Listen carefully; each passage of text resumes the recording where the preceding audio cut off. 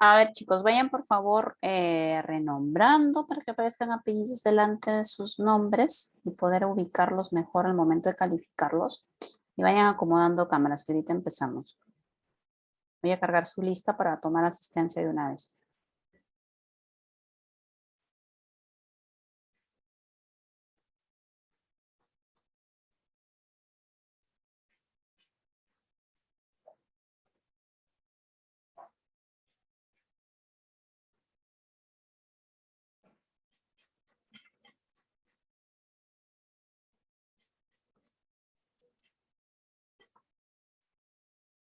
A ver, ustedes son 4 de 2. A ver, chicos, atentos por favor a la lista, ¿sí?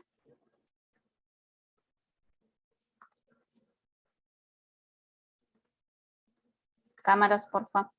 Carpio Suárez Ariana. Buenas tardes, doctora, presente. Ok. Castillejo Cuentas. Lee Ávalo. Buenas tardes, doctora, presente. Macharé Guapaya. Buenas tardes, doctora, presente. Pacocha Vargas. Presente, doctora. Rojas Serrano. Rojas Serrano. Presente, doctora. Buenas tardes. Ángelo. Sierra Obregón. Presente, doctora. Buenas tardes. Solórzano Zárate. A ver, entonces nos está faltando Castillejo y Solórzano. ¿Sí? Ya. Muy bien. Grabar. Listo. A ver, chicos, el día de hoy tenemos que desarrollar un caso clínico respecto a un paciente con epilepsia. En realidad, más que un caso clínico, es como una especie de estudio científico respecto a una droga experimental. Y nosotros tenemos como un adivina quién llegar a la conclusión de cuál es el mecanismo de acción de esta droga experimental. Para eso vamos a seguir una secuencia de preguntas. Y aquí en este caso sí va a ser muy importante que sigamos la secuencia de preguntas que se nos plantea. Entonces, a ver, vamos a abrir por acá. Práctica.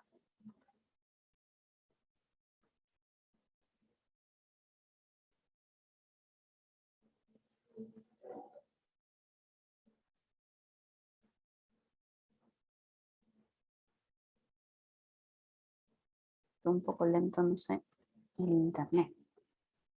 Creo que no se cuelga. A ver.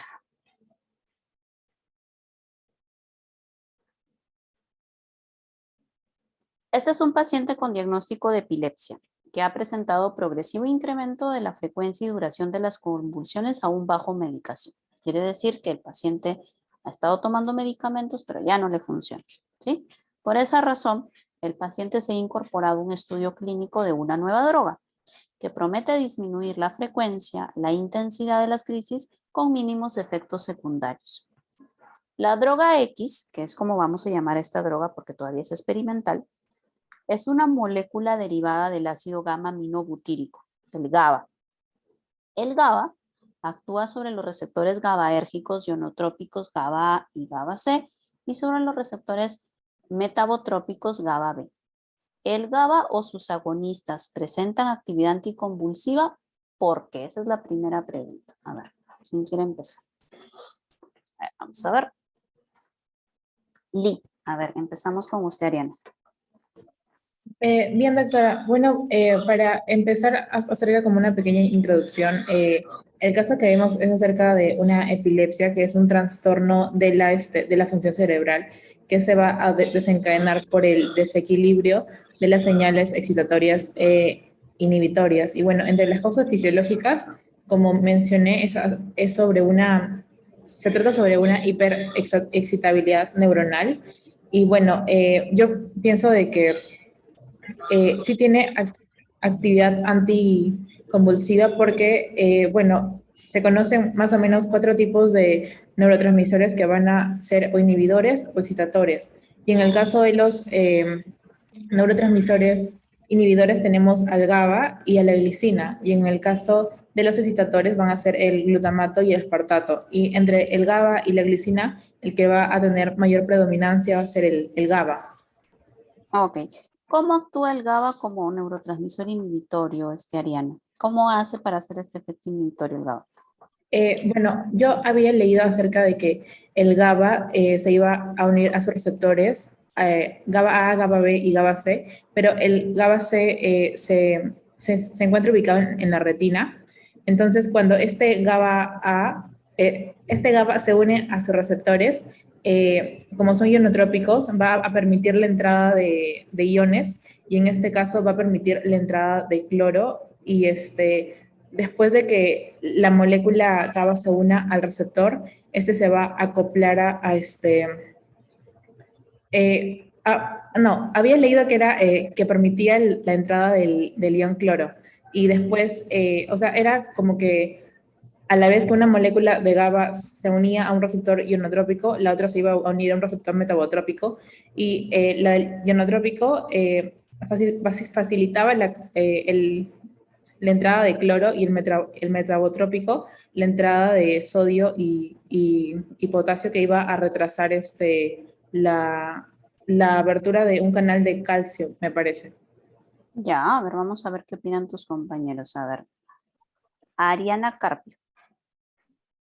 Sí, bien, como mencionaba mi compañera, en este caso el GABA cumple una función muy importante inhibitoria y esto sucede principalmente en el cerebro porque el GABA es el principal neurotransmisor que va a producir potenciales inhibitorios postsinápticos a este nivel y es importante en este caso de las convulsiones porque cuando hay una inhibición disminuida puede generar esos cuadros de convulsiones, ansiedad, entre otros, mientras que si hubiese una inhibición exagerada podría llevar, por ejemplo, a un coma. Entonces es muy importante este equilibrio entre la estimulación y la inhibición. El GABA, como se mencionó, tiene tres receptores, el A, el B y el C. Tanto el A y el C son ionotrópicos, pero el C está en la retina principalmente. El A es un ionotrópico, es decir, es un canal activado por ligando, y cuando el GABA se une, lo que va a hacer es que se va a abrir el poro y va a permitir el ingreso de cloro. Leí que este poro tenía bastante selectividad porque en su interior va a tener aminoácidos como arginina y lisina que tienen carga positiva y por lo tanto van a atraer las cargas negativas del cloro y el cloro va a difundir hacia dentro de la célula postsináptica siguiendo su potencial de equilibrio, lo que va a generar una hiperpolarización y por lo tanto va a hacer que esta célula sea menos excitable. Por otro lado, los receptores GABA-B son metabotrópicos, están acoplados a la proteína G y cumplen la función de poder abrir los canales de potasio y también inhibir la apertura de canales de calcio. ¿Y qué pasa si yo abro los canales de potasio? En ese caso, el potasio, también siguiendo su gradiente de concentración, va a salir de la célula y como están saliendo cargas positivas, en el interior se queda más negativo, lo que también genera una hiperpolarización. Perfecto, muchas gracias, Ariana. A ver, seguimos ahora con Paula. Sí, doctora, bueno, siguiendo con lo del GABA, yo quería saber si podía presentar un esquema que había encontrado. Sí, claro que pueden. Ya. Ok, entonces este esquema lo había encontrado en un video que vi hablando acerca del GABA, justamente. En este caso tenemos que acá tenemos una membrana una membrana presináptica excitatoria y acá vamos a tener a la membrana presináptica inhibitoria en este caso, ¿no? Y tenemos a la membrana postsináptica que va a estar excitada en este caso por glutamato a través de sus receptores AMPA y NMDA, aunque también tiene los receptores metabotrópicos de glutamato. Para enfocarnos más en el GABA, como la membrana postsináptica va a estar excitada por la entrada de sodio a través del AMPA y la entrada de calcio a través del NMDA, la función del GABA va a ser hiperpolarizar y por ende inhibir la función excitatoria de esta neurona, de esta membrana postsináptica. Entonces lo que se van a formar son estas vesículas de GABA y el GABA va a salir hacia el espacio sináptico y va a entrar a través de estos canales GABA-A que vamos a tener en la membrana postsináptica. También había visto que el receptor GABA-B también va a estar en la membrana postsináptica, como mencionó mi compañera, abriendo los canales de potasio, sacándolos de la célula para favorecer la hiperpolarización, pero en una investigación también encontré que habían receptores GABA-B en la membrana presináptica, pero en este caso la función era más o menos regular la entrada de calcio en este caso, este receptor podía inhibir la entrada de calcio dejando de liberar los neurotransmisores GABA. El GABA en este caso se va a reciclar de forma directa a través de los transportadores de GABA, pero también por el astrocito, ¿no? Con una sintetasa de glutamina, me parece, convirtiéndolo en glutamina y reciclando esta glutamina para que nuevamente se convierta en GABA. Entonces, en conclusión, sí tiene una función agonista el GABA, o sea, anticonvulsiva, ¿no? Porque finalmente lo que vamos a buscar es la hiperpolarización de la membrana postsináptica. Ya, perfecto, Paula. Muy bien. A ver, seguimos con Sierra. Carolina. Sí, doctora, yo también voy a presentar un gráfico. Más que todo, no sé si se logra visualizar.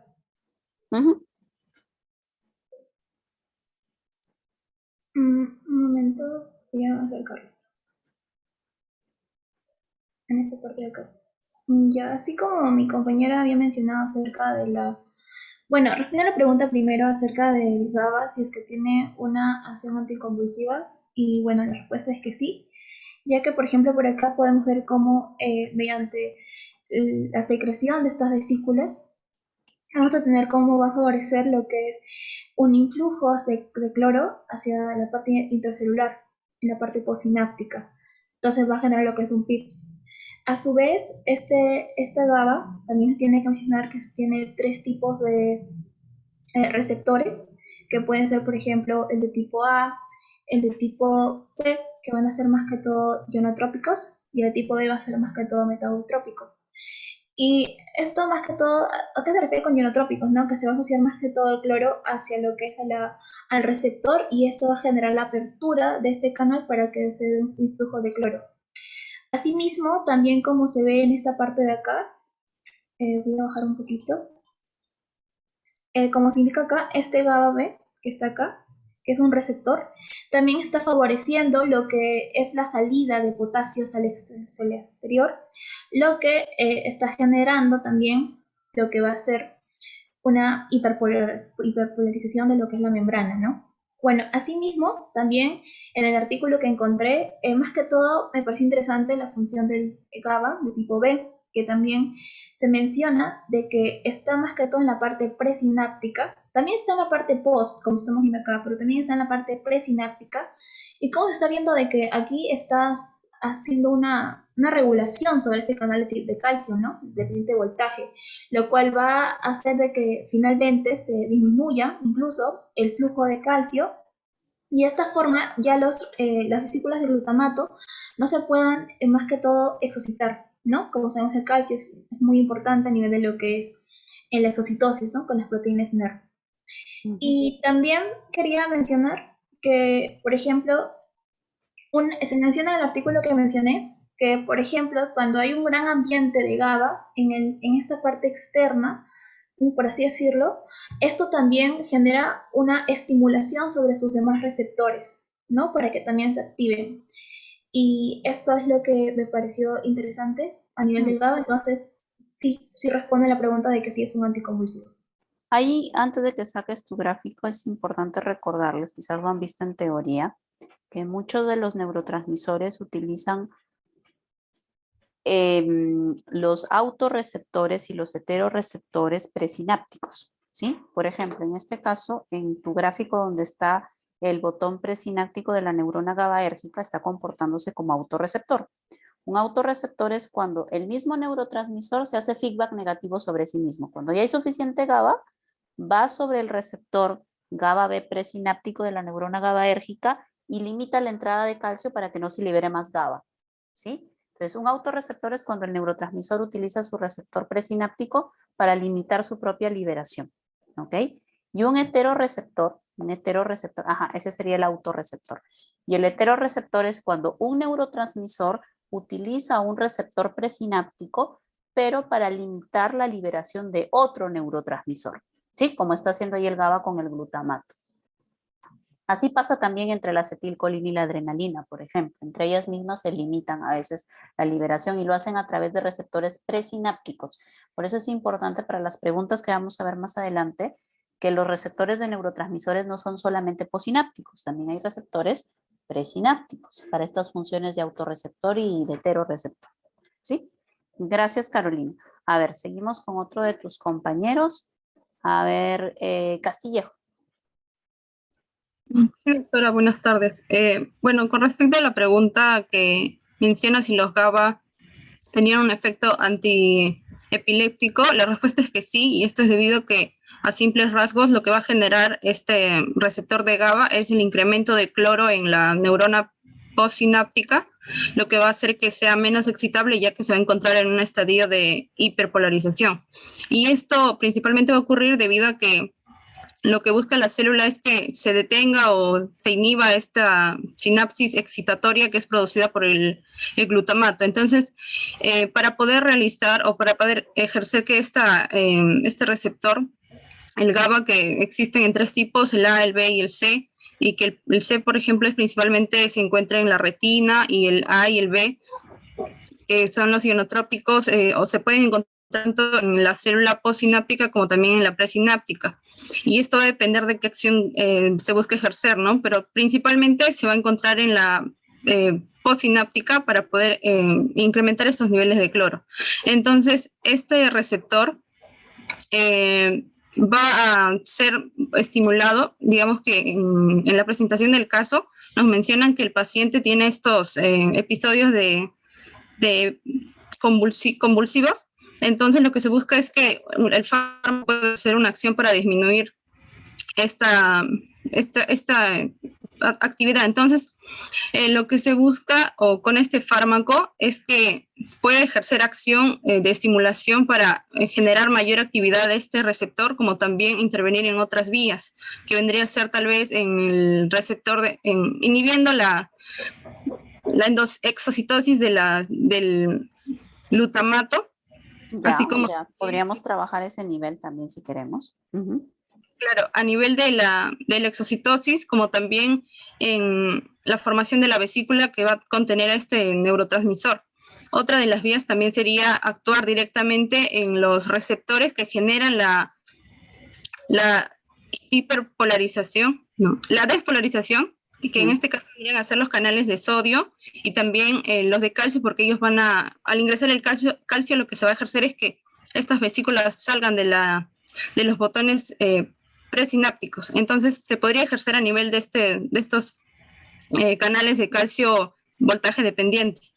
Otra vía también sería hacer inhibición en algunas enzimas, por ejemplo en la GABA transaminasa. A ver, ya que has hablado de la GABA transaminasa, aquí, ya que estamos hablando de GABA, es muy importante que describamos todo sobre el GABA. María Celeste, ¿cómo es el proceso de formación y eliminación del GABA? Ya, el GABA es un aminoácido que en este caso va a tener 4 carbonos. Entonces, este GABA se va a formar gracias al glutamato. En este caso, lo que ocurre es que el glutamato se va a descarboxilar y va a formar el GABA. ¿Qué enzima nos ayuda ahí para descarboxilar al glutamato y formar GABA? El glutamato descarboxilasa. Ajá, la GAD, ¿no? Ácido glutámico descarboxilasa, está en inglés, GAD, ácido glutámico descarboxilasa. Ya, perfecto. Ya esta nos ayuda a que tengamos GABA. Ya tenemos GABA. ¿Qué pasa con este GABA? Claro, entonces el GABA va a ser también liberado por estas neuronas para producir la sinapsis inhibitoria. Y en este caso, luego de que el GABA haya estado con su receptor y lo haya estimulado, pasa a unas neuronas o también a una célula glial, que específicamente vendría a ser el astrocito. En esto, esta GABA ingresa y va a pasar por un proceso de transminación por la... Antes de que nos vayamos a la transaminación, ¿cómo hace para ingresar el GABA nuevamente a la porción presináptica o a la glía? Ingresa por un receptor. ¿Es un receptor? ¿Receptor? ¿Segura? Si estamos permitiendo un ingreso, ¿será un receptor? Puede ser también por endocitosis. Ya, es un transportador, no es un receptor, es un transportador en realidad, pero es un transportador de un fenómeno especial. ¿Cómo se llama este fenómeno por el cual yo recojo al neurotransmisor del espacio sinapsis y lo regreso a la parte presináptica? ¿Cómo se llama el proceso? Captación. Recaptación, ¿no? Recaptación, que es un, como por ahí dicen, un fenómeno de reciclaje, sí, pero en sí el proceso se llama recaptación. Por lo tanto, este transportador se llama recaptador de GABA, ¿no? El transportador que nos ayuda en este proceso se llama recaptador de GABA. Ya. Ahora sí, la transaminación. Ya está el GABA dentro, ¿y ahora qué pasa con el GABA? La GABA transaminasa lo que va a generar es que la GABA se convierte en glutamato. Y este glutamato puede volver a pasar a ser glutamina porque la glutamina es el precursor del glutamato. Entonces, la glutamina sale de estas células astrocíticas, de los astrocitos, entonces o pueden ir a las neuronas que forman glutamato, es decir, participan en la sinapsis eh, excitatoria, o también a las neuronas que ejercen la acción de sinapsis inhibitoria. Entonces, en común ambos neurotransmisores vendrían a tener a la glutamina. Ya, perfecto, María Celeste. Muy bien, a ver, vamos a escuchar ahora a Ángelo. Ángelo, a ver, cuéntanos, Doctora, ¿cuál es tu opinión sobre la pregunta? con respecto a la pregunta, si es que tiene un efecto inhibitorio, ¿no? Ante este caso de epilepsia, recordamos que esta epilepsia va a caracterizarse, ¿no? Por un desequilibrio, tanto por un proceso excitatorio e inhibitorio, ¿no? En cuanto al GABA, tenemos que va a generar una respuesta inhibitoria, ¿no? En lo que sería la terminal postsináptica. Este GABA va a ser liberado y va a tener tres receptores de tipo A, B y C, pero vamos a enfocarnos en el tipo A y B. Los de tipo A van a ser ubicados en la membrana postsináptica, lo que va a permitir la entrada del cloro, permitiendo así que el umbral se aleje más del cero. No sé entender, que que la concentración de cloro va a aumentar al ser un anión, el potencial se va a alejar del umbral, ¿no? Negativamente, lo que causaría un proceso de hiperpolarización y así su inhibición. Y con respecto al GABA, los receptores de tipo B, permite la salida del potasio, mismo proceso también de hiperpolarizando lo que sería a la neurona postsináptica. Y también estos tipo B van a estar ubicados en lo que sería la neurona presináptica. Eh, Su relación sería con la entrada del calcio, y así no se podría dar el proceso de exocitosis del glutamato, lo cual tendría un efecto excitatorio y de una u otra forma logra su cometido, ¿no? Que sería inhibirlo.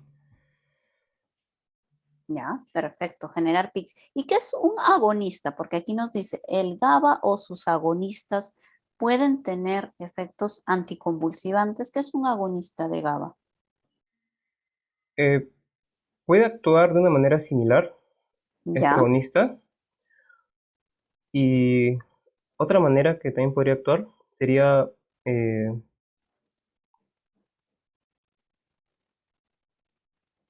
ayudando con la creación de canales. ya. ¿Qué es un, oh, no, la definición como tal de agonista? O sea, cuando a mí me dicen, este es un fármaco agonista del GABA, tú me dices, Que actúa similar al GABA. Pero ¿y cómo hace para actuar similar al GABA un agonista? ¿Cuál es la que cumplen la característica de misma los agonistas? función.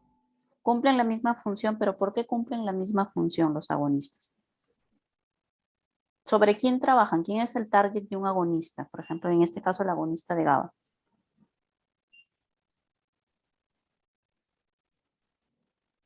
Y esa palabra agonista hace referencia a hacia un buen grupo de fármacos, ¿sí? Cuando yo hablo de un agonista de algo, ¿sobre qué target está trabajando el fármaco? Sobre el receptor. Sobre el receptor, pues, ¿qué está haciendo con el receptor un agonista de GABA? En este caso, el receptor de GABA. ¿Qué está haciendo sobre el receptor de GABA? En el caso del GABA, permite la entrada de cloro. No, ya, pero porque hay dos tipos de fármacos, ¿no? Los agonistas y los antagonistas, ¿sí? El agonista, ¿qué hace con el receptor?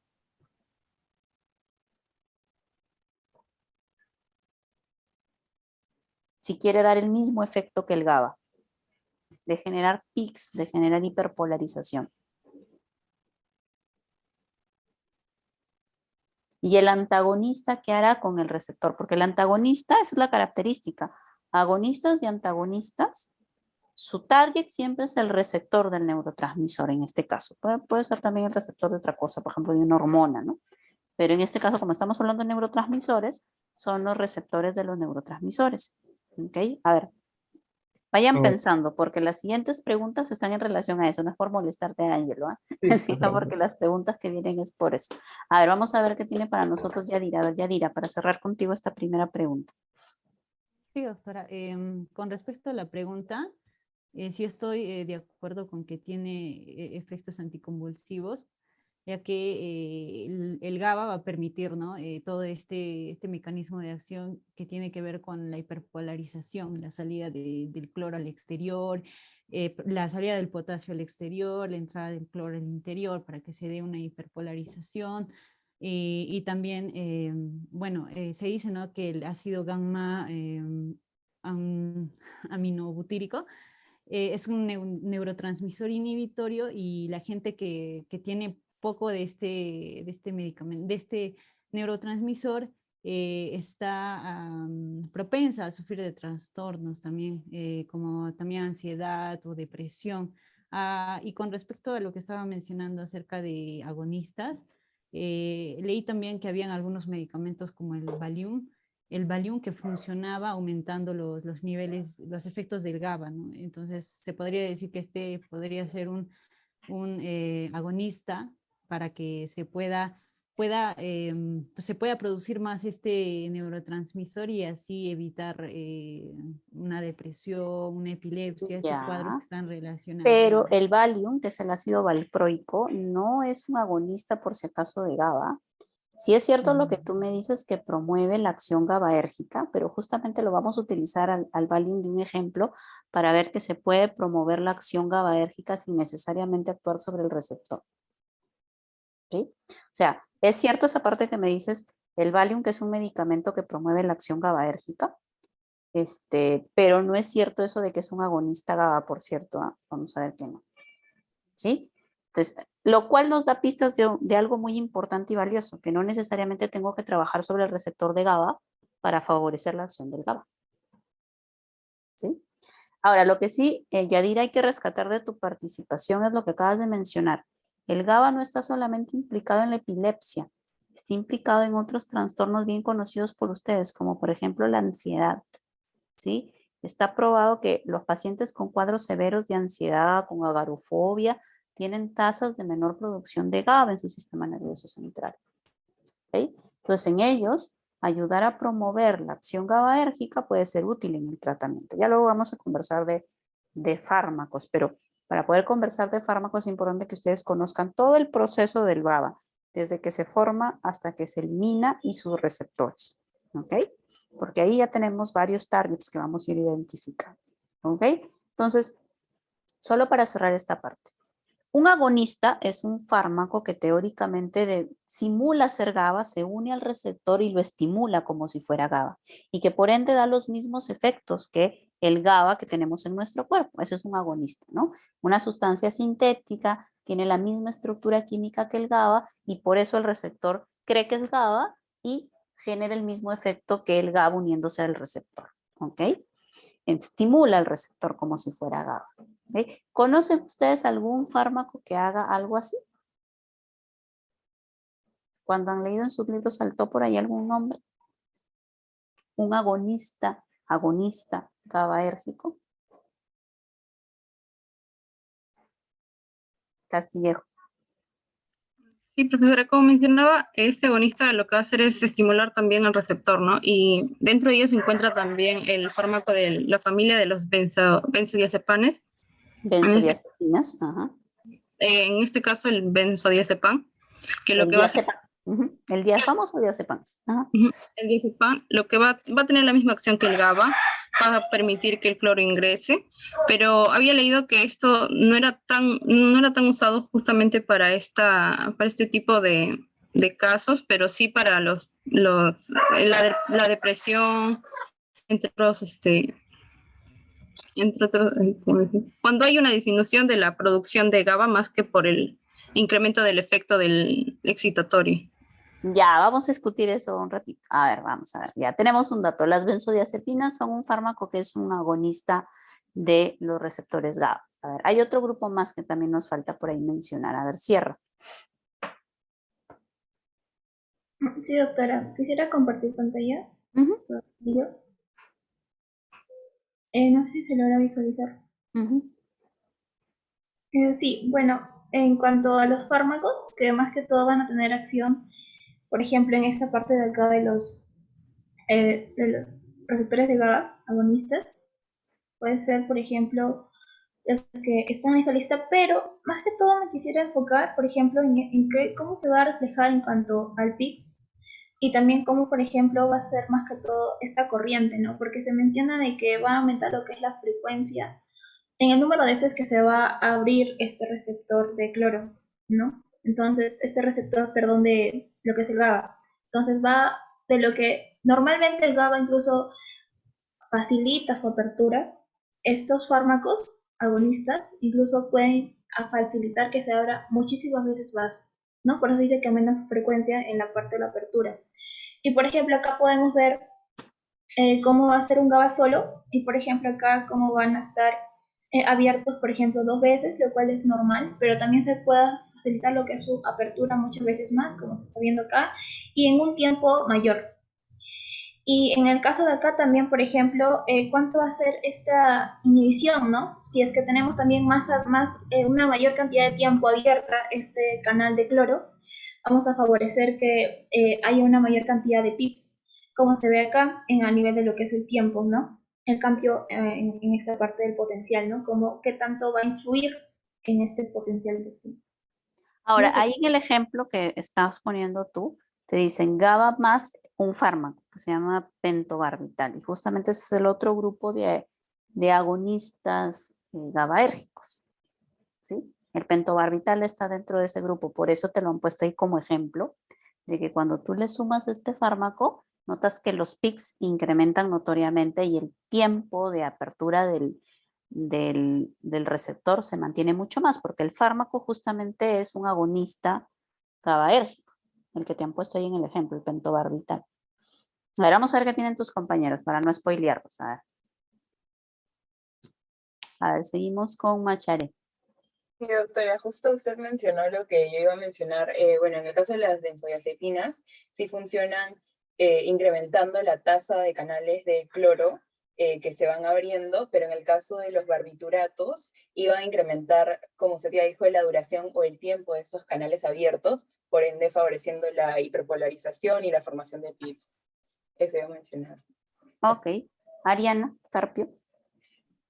Sí, algo similar. Yo también había leído sobre las benzodiazepinas que aumentan la frecuencia de apertura de estos canales de cloro y también sobre los barbitúricos que permiten aumentar la duración de apertura. Pero leí que estos fármacos por sí solos no tienen mucho efecto para promover esta acción, sino que su mecanismo de acción sobre todo se basa cuando hay GABA presente, porque leí que tienen ¿Quiénes diferentes... de los dos? ¿Los benzodiazepinas o los barbitúricos? Pensé que eran ambos, porque leí que tenían sitios de unión diferentes al GABA. Eso sí es cierto, y justamente por eso es la diferencia. Hay uno que necesita que haya GABA y hay otro que no necesita que haya GABA. Por eso les he mencionado esto. A ver, vamos a ver si Lili sabe ya. Ahora nos vamos acercando. Eso es lo importante de que ustedes discutan el caso, que uno ha podido leer una cosa, el otro ha leído otra, y a partir de eso vamos uniendo y vamos construyendo la información. A ver, Ariana Lee. Sí, doctora, yo quería comentar lo mismo que acaban de comentar mis compañeros, que las benzodiazepinas lo que iban a hacer era como potenciar el incremento de la conductancia del cloro y a esto también se le denominaban o eran ejemplos de neuromoduladores y con los barbitúricos, como el fenobarbital que acaban de mencionar, estos iban a favorecer lo que es la inhibición que va a estar mediada por el receptor GABA-A y también iban a suprimir la excitación mediada por un receptor que creo que es el AMP, el AMP. Ya, por ahí vamos. Entonces, miren, Ariana Carpio nos dijo que la característica del receptor GABA-A es que tiene diferentes subunidades, ¿no? Subunidades alfa, beta, delta, ¿ok? ¿Y por qué es importante esto? Porque estos dos grupos de fármacos, las benzodiazepinas y los barbitúricos, se unen al receptor GABA-A, pero en diferentes subunidades, y por eso su efecto es distinto, ¿sí? Los dos van a promover la acción del receptor, pero uno es un análogo, o también llamado, más que análogo, agonista alostérico, y el otro es un agonista no alostérico, ¿sí? ¿Recuerdan este término alostérico? ¿Lo han visto cuando han llevado química, bioquímica? ¿Qué significa alostérico? Y tiene que ver con lo que por ahí han mencionado, usted dice neuromodulador. A ver, cierra. Que no se van a unir exactamente al sitio activo, sino que se van a unir a otra parte de la proteína y va a favorecer un cambio conformacional, y de esta forma lo va a favorecer que este agonista pueda entrar en el sitio activo, pero más que todo favorece el cambio conformacional. Exactamente, y eso va dirigido a lo que decía Ariana Carpio, decía, hay unos que necesitan GABA y otros que no. El que necesita GABA es la benzodiazepina, porque la benzodiazepina es un agonista alostérico, es decir, la benzodiazepina viene, se une a tu receptor GABA-A para que sea más sensible a la acción del GABA. No es que viene la benzodiazepina y activa el receptor y el receptor deja meter cloro, no. Lo que hace la benzodiazepina es sensibiliza tu receptor para que el poco GABA que haya haga entrar más cloro por ese canal, ¿sí? Es decir, sin benzodiazepina por mi receptor, por mis receptores estaba entrando, pues un ejemplo, ¿ya? Para que lo entiendan. Estaban entrando 11 cloros, cuando yo le pongo benzodiazepina van a entrar 30 cloros. Es decir, el poder del GABA sobre el receptor incrementa, ¿ok? Pero ¿cuál es el requisito? Que haya GABA. Porque ¿qué pasa si yo doy la benzodiazepina y no hay GABA? No hay efecto, así de fácil, ¿sí? Y ese es el problema con aquellos pacientes cuya etiología de su ansiedad o de su epilepsia es un déficit de GABA. La benzodiazepina no le va a servir, pues, porque solamente es un agonista alostérico. En cambio, el barbitúrico no. El barbitúrico viene, se une al receptor de GABA, independientemente haya GABA o no, ese receptor se va a abrir y va a dejar entrar cloro y cloro y cloro y cloro. Y entonces el riesgo con el barbitúrico es que hiperpolarices mucho más de lo que haría el GABA en condiciones normales. Y por ende, los barbitúricos tienen más riesgo de depresión del sistema nervioso. Tienen más riesgo de que el paciente, si te pasas de dosis, le produzcas una parada cardiorrespiratoria, ¿sí? Porque te deprime el sistema nervioso, ¿sí? Por eso los barbitúricos, van a ver que ustedes no van a poder recetar barbitúricos, porque son medicamentos controlados, ¿sí? ¿Por qué son medicamentos controlados? Porque en algún momento las personas los utilizaban para, ya saben qué, pues, y deprimen el sistema nervioso central y les producen parada cardiorrespiratoria para suicidarse, ¿no? Entonces, solamente aquellos pacientes que tienen epilepsias muy severas reciben barbitúricos y hay que ir modulando la dosis, midiendo la cantidad de barbitúricos circulante en sangre para que no pasen estos. Ahora, las benzodiazepinas, como potencian en el efecto del GABA, si se mezclan con otro fármaco depresor del sistema nervioso, también pueden ser fatales. Ustedes han visto cuando en las noticias o en el periódico, en el Popular sobre todo sale, señor de 40 años estuvo tomando con peperas y lo encuentran muerto sin billetera. ¿Qué pasó ahí? ¿Por qué se murió ese señor cuando estuvo con las peperas? ¿Qué utilizan las peperas? Para robarles. ¿Qué les mezclan con el alcohol? Diazepam. Benzodiazepinas, diazepam. Lo que pasa es que el alcohol es depresor del sistema nervioso central, también estimula la liberación de GABA. Entonces, si tú le estás dando un fármaco que potencia de por sí la sensibilidad del receptor al GABA y aparte le das alcohol que estimula la liberación de GABA, se deprime el sistema nervioso. Y eso pasa, ¿no? Estas mujeres les ponen en el trago porque los invitan a tomar y les ponen benzodiazepinas para dormirlos y poderlos asaltar. Pero a veces se les pasa la dosis y como alcohol más benzodiazepina, depresión segura del sistema nervioso, ¿no? ¿Sí? Entonces, aquí estamos viendo que un target importante es el receptor GABA, ¿no? En el caso de estos fármacos. ¿Por qué? Porque el GABA pues tiene esta capacidad de regular produciendo una inhibición a nivel del sistema nervioso, ¿sí? Pero vamos a ver qué pasa a ver con el resto de nuestro caso. Entonces, su respuesta hasta ahora ha sido que si nuestro fármaco fuera como las benzodiazepinas o como los barbitúricos, que trabaja sobre el receptor de GABA, pues sí podría funcionar para el paciente, ¿no? Esa fue su respuesta. Vamos a ver qué sí. Ok. Muy bien, entonces como toda droga experimental, nosotros sabemos que la droga X es una droga que deriva del GABA, pero en realidad no sabemos si actúa igual que el GABA. Solo sabemos que tiene una estructura química similar al GABA y queremos averiguar por qué es tan efectiva y determinar cuál es su mecanismo de acción. Y por eso el área de investigación y desarrollo de la farmacéutica ha hecho los siguientes experimentos para determinar cuál es la acción de la droga X. Experimento número 1, ¿sí?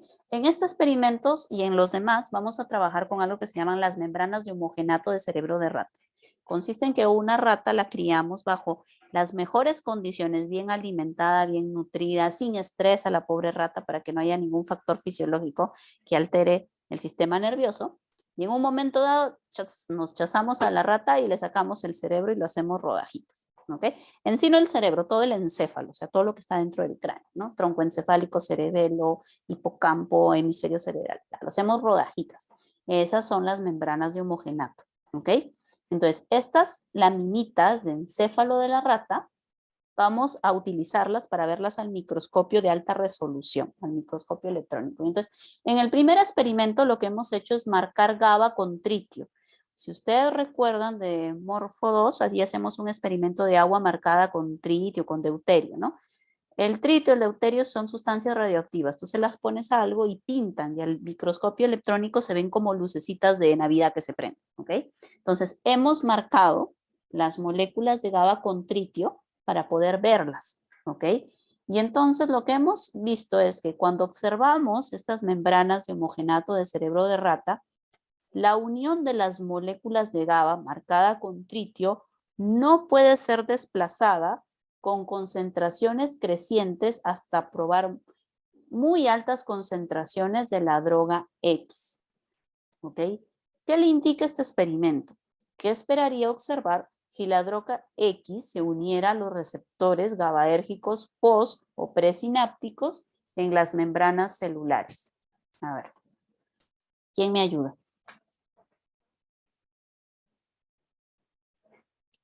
¿Se entiende el experimento? O más o menos.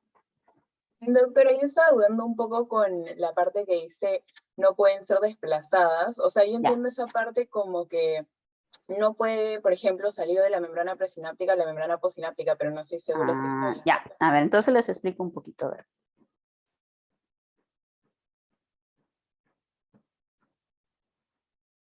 Esta es la membrana pre, esta es la membrana post. Los receptores de GABA son pre y postsinápticos, ya hemos conversado de eso, ¿no? Acá hay pres, acá hay post. Ok. Este es el GABA que yo he marcado, lo vamos a hacer circulito, a ver, para que se vea mejor. Ya está, este es el GABA que yo he marcado con el tritio. Y entonces, lo lógico es que yo, como he marcado el GABA con el tritio, el GABA vaya y se una a los receptores. Y entonces vea puntitos de colores naranja en la membrana pre y en la membrana post. ¿Por qué? Porque ahí es donde están los receptores. No me interesa el GABA que estoy viendo dentro, me interesa el GABA que está unido a la membrana pre y a la membrana post. ¿Sí? Entonces yo voy a identificar la membrana pre y la membrana post de una sinapsis y voy a ver puntitos ahí unidos. ¿Sí? Y lo que me dicen es que yo puse la droga X, imaginemos que esta es la droga X, vamos a ponerla de otro color.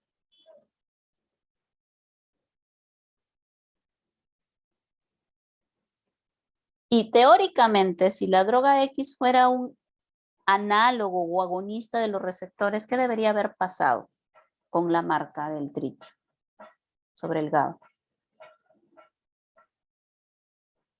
Castillejo. Claro, si hubiese sido un agonista, hubiéramos encontrado el nuevo fármaco en los receptores. Exactamente, si hubiéramos visto que no habría GABA marcado unido a los receptores. No vería los puntitos en la membrana pre y post, porque supuestamente si este es un fármaco que se une por los receptores, teóricamente debería competir con el GABA por el receptor, ¿verdad? ¿Ok? Entonces, Castillejo, si mi fármaco, mi droga X, fuera un agonista de receptores GABA, ¿qué debería haber pasado con la marca del tritio? Si fuera un agonista, estaría en el receptor. ¿O a qué se refiere? Es decir, que sí se hubiera desplazado la marca. A eso se referencia. Pero aquí te dicen que no se desplazó. Por tanto, Castillejo, la pregunta es, de este experimento, ¿qué se deduce? ¿Eso no es la droga X un análogo del receptor? Un agonista de receptores GABA. No sería un agonista. Exactamente. No es. Mi droga X no es un agonista porque no está desplazando la marca del GABA en las membranas pre y post. Lo que yo esperaría es que si fuera, no vería los puntitos acá porque todos los receptores estarían tapados con droga X. Y por eso te dice, incluso hemos puesto altas concentraciones. Le dijimos, quizás es la concentración, ¿no? Como hay poco fármaco, quizás no, pues no logra desplazar la marca. Así que ellos le han puesto incluso altas concentraciones del fármaco, igual no se ha desplazado la marca. ¿Qué te dice esto? Tu droga X no es un agonista de receptores GABA. Pese a que tiene una estructura química similar al GABA, no está trabajando sobre el receptor GABA para hacer su efecto anticonvulsivante. Entonces tenemos que buscar otro sitio de acción, ¿sí? Y entonces para eso vienen los siguientes experimentos que nos van a ayudar a buscar dónde está el sitio de acción del receptor.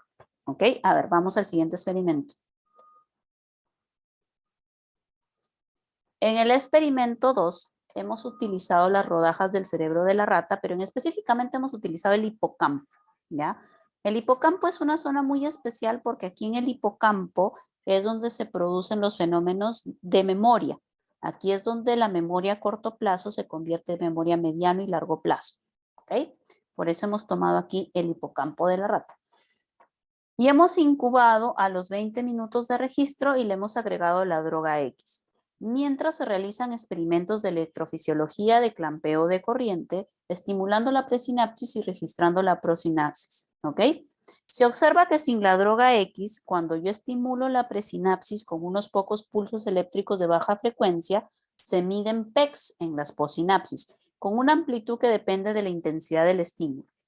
Luego de incorporar la droga X, se observa que a una misma intensidad de estímulo, la amplitud de los pecs disminuye significativamente. ¿Qué potenciales sitios moleculares se le ocurren para la acción de esta droga? A ver, aquí les voy a explicar en qué consiste esta parte de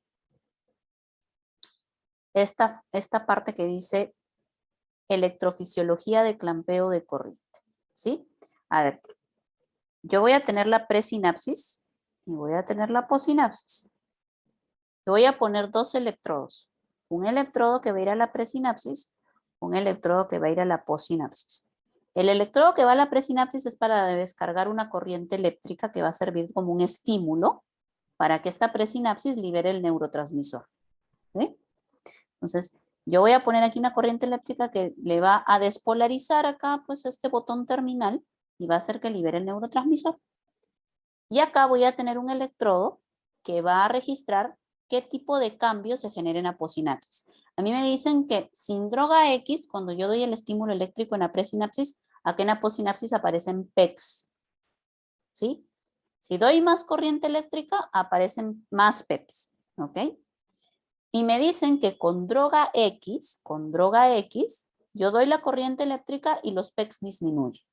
Entonces, a partir de esta información, te piden que tú plantees entonces, si ya hemos descartado que la droga X no trabaja sobre receptores GABA, ¿cuál podría ser el sitio de acción de la droga X? Muy bien, ahora sí los escucho. Vamos a sacar de acá la pantalla. A ver, empezamos con Ángelo primero. Sí, doctora. En todo caso nos dicen que eh, si es que sea el mismo estímulo entonces de la presinapsis, los PEPs disminuyen. Entonces podemos decir que el problema se encontraría, bueno, actuaría a nivel postsináptico. Ya, Podría inferir que pueden ser los receptores de glutamato, como los AMPA o los NMDA, si no me equivoco. ya. ¿Me puedes contar, ya que estamos hablando de PEPs, tú de frente tu cabecita fue a glutamato, ¿no? Porque me están diciendo PEPs.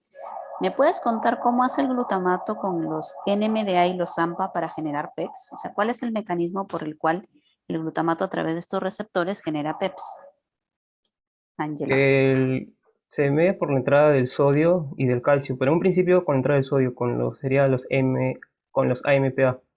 Ya, en que los AMPA, sodio, ¿ya? Sí.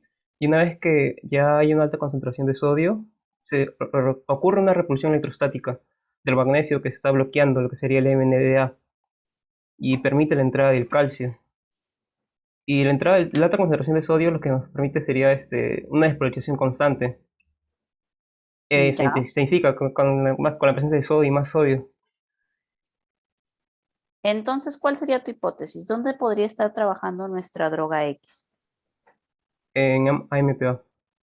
Ya, podría ser que esté en el MPA. ¿Y qué tendría que hacer con el MPA? ¿Bloquearlo, estimularlo? ¿Qué tiene que hacer nuestra droga X? Tendría que bloquearlo. Por lo Para, tanto, ¿sería un agonista o un antagonista? sería un antagonista de los AMPA. Ya, por ejemplo, nuestra droga X quizás sea un antagonista de AMPA porque me están diciendo que reduce los PEPs. Esa es la hipótesis de Ángelo. A ver, vamos a ver luego si la corroboramos o no. A ver, más hipótesis. A ver, vamos a seguir. Gracias, Ángelo. A ver, seguimos con Carolina. Sí, doctora. Voy a compartir pantalla. No sé si se logra observar. Ujú. Si lo puedes agrandar en la imagen que vas a trabajar para que lo veamos mejor. Primero, quiero mencionar, voy a usar una imagen que usé, pero solo por un momento, Ujú. de que mi teoría es que sea a nivel presináptico, Ya. porque más que todo, bueno, como mencionan en el caso clínico, bueno, sin la droga X, se menciona que con unos pocos impulsos tenemos PEX. Entonces, tenemos respuesta en la parte post, ¿no? Mm. Pero cuando ya se incorpora esta droga, ahí se ve como que hay una alteración, ¿no? Incluso disminuye, dice, ¿no? Esta PEPS. Entonces, eso me hace pensar de que esa droga más que todo está actuando a nivel pre. Y la pregunta sería, ¿dónde, no? Y mi teoría sería más que todo que puede estar actuando quizás a nivel de estos tipos de receptores GABA B o también en estos canales de calcio, ya que como sabemos, estos canales de calcio van a favorecer lo que es la exocitosis de estas vesículas que tienen glutamato. Entonces, si es que hay insuficiente glutamato, incluso no se libera glutamato, eso va a generar una disminución en la PEPS. Ok, Y ahora, pero Carolina, la teoría del receptor GABA B ya la hemos descartado porque hemos visto que nuestra droga no compite por unirse a receptores ni pre ni post, ¿no? O sea, incluido ahí el GABA B. Entonces, quizás nos podríamos quedar con tu teoría del calcio. ¿Qué tendría que hacer nuestra droga X entonces sobre el calcio? tendría que bloquearlo, más que todo, ¿Bloquear a quién? ¿Al al, calcio mismo? no, al receptor que es dependiente dependiente de voltaje. ¿Ese es un receptor o es un canal? Diré, perdón, un canal dependiente de voltaje, ¿no? Ya, tendría que bloquear al canal de calcio dependiente de voltaje, pero tendría que ser, y eso es lo importante aquí precisar, tendría que ser bien específico, porque ¿qué pasa si yo bloqueo todos los canales de calcio voltaje dependientes del cuerpo? No, en ese caso sí sería fatal porque no se daría la exocitosis de la vesícula. Más que todo sería a nivel de la parte terminal, ¿no? En el botón terminal de una neurona en específico, ¿no? Que bueno, ya más adelante se va a especificar cuál es, pero sería una neurona en específico donde justo en esa parte de ahí, este canal dependiente de voltaje estaría inhibido, ¿no? Bloqueado. Exactamente, tiene que ser específico porque mira, si yo bloqueo todos los canales de calcio y voltaje dependientes, así como tampoco no se va a liberar glutamato, tampoco se va a liberar GABA, tampoco se va a liberar acetilcolina, noradrena, histamina, serotonina. Entonces, yo quisiera que este efecto sea bien puntual, es decir, que sea específicamente en el canal de calcio, pero solo de la neurona que libera glutamato, ¿no? ¿Sí? O incluso quizás no bloquearlos por completo, sino bloquear algún grupo de canales de calcio nada más, ¿no? Para que no se exocite tanto glutamato, ¿sí? A ver, síguenos hablando a ver del glutamato. Sí, sí, doctora. También quería mencionar, bueno, más que todo, esta parte podría ser también cómo se elabora, ¿no? Ujú.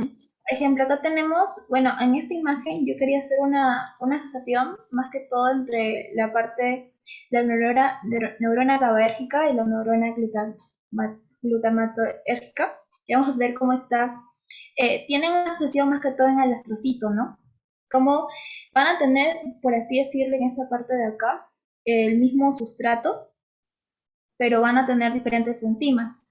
Como ya se explicó en la parte de lo que es cómo se forma el GABA, entonces se explicaría más que todo cómo es en la parte del glutamato. Ujú. En esta parte, bueno, también se dice que hay varias vías, ¿no? Por ejemplo, podemos empezar cuando son estas, más que todo, el glutamato es recaptado, ¿no? Por este EAT, que sería lo que es el transportador dependiente de sodio, transportador de glutamato dependiente de sodio, ¿no? Que por acá va a ingresar en el astrocito y luego va a favorecer que se pueda ir hacia la parte interna y luego ya por la glutamina sintetasa va a convertirse en glutamina, ¿no? Ese glutamato que ya había sido recaptado. Y luego este va a ser trasladado hacia lo que sería ya esta neurona glutamato-metérgica. Y luego ya acá va a tener también su misma enzima, que es la glutaminasa, y la va a convertir nuevamente en glutamato, ¿no? Que al final, luego ya finalmente se van a agrupar en sus vesículas, y también acá se menciona que van a haber estas como microvesículas que van a estar de glutamato, que van a estar favoreciendo el guardado de esta sustancia. También hay otra vía que es pues, mediante la misma recaptación, como se está viendo, ¿no? Aquí, donde esta parte de acá, de este glutamato liberado, asimismo también tiene el mismo recaptador pero en su membrana, ¿no? Y esto ya está favoreciendo que se vuelva a recaptar. Y eso sería en cuanto a la formación, ¿no? Del glutamato, más que todo, doctor. Perfecto, Carolina, gracias por ayudarnos. A ver, vamos a seguir con tus compañeros. Estamos ahorita revisando todo lo que tiene que ver con glutamato a propósito que su compañero Ángelo nos ha dicho, si me dicen PEX, yo tengo que pensar en glutamato y algo de relación tiene que tener esta droga X con el glutamato de alguna forma, si me están hablando de PEX ahora, ¿sí? Ariana Carpio. Sí, bueno, como se mencionó, yo estoy de acuerdo con ambos de mis compañeros. El PEPS es el principal, perdón, para la producción del PEPS en el cerebro, el principal neurotransmisor es precisamente el glutamato. Y yo creo que hasta este punto la droga podría actuar en todo el proceso, desde la formación del glutamato hasta la acción a nivel de los receptores. O sea, creo que podría ser un antagonista de los receptores AMPA, principalmente, que son los que no dependen de voltaje y se activan inmediatamente cuando el glutamato se va a unir, a diferencia de los NMDA. Y también creo que podrían tener que ver la droga con canales de calcio, que para inhibir estos canales de calcio y disminuir la exocitosis que va a tener liberación del neurotransmisor, o también podría ser canales de sodio que no permitan que se dé el potencial de acción en la neurona presináptica y no llegue hasta el botón terminal, y por lo tanto nunca se activarían los canales de calcio dependientes de voltaje y tampoco se daría la exocitosis. Ok, gracias Ariana. A ver, seguimos con Paula. Sí, doctora. Bueno, yo también había supuesto lo mismo que mis compañeros, ya que ya descartamos los agonistas del GABA. Tenemos en cuenta que al incorporar la droga X, el potencial postsináptico se va a reducir. O sea, dice que el PEPS, que es el potencial postsináptico excitatorio, se reduce. Entonces, aquí al descartarlo del GABA, vamos a relacionarlo con el glutamato, y en el caso de la membrana presináptica yo también había pensado en que se podía bloquear selectivamente al canal de calcio. Y bueno, también había pensado en la intervención en cuanto a la formación de glutamina. Tal vez podría estar como, o sea, tal vez este proceso de la formación de glutamina podría estar como bloqueada, impidiendo que se libere el glutamato, ¿no? Esto más o menos se había pensado. Y en cuanto a los receptores antagonistas, en los receptores de glutamato que tenemos al NMDA y al AMPA, yo también había pensado que si vamos a usar un antagonista sería para el al AMPA, perdón, porque lo que había visto en el NMDA es que era un trabajo mucho más lento que el del AMPA, y en un artículo inclusive vi que tenía como una relación tanto con el AMPA y con el receptor metabotrópico de glutamato. Ok, gracias, Paula. A ver, escuchamos ahora a María Celeste. Sí, profesora, estoy de acuerdo con lo que había mencionado porque prácticamente este fármaco puede actuar desde la producción, desde la síntesis de este glutamato, como también su liberación, y tanto en la neurona, en el botón presináptico como también en el postsináptico, porque ahí vamos a encontrar estos receptores que estaba mencionando.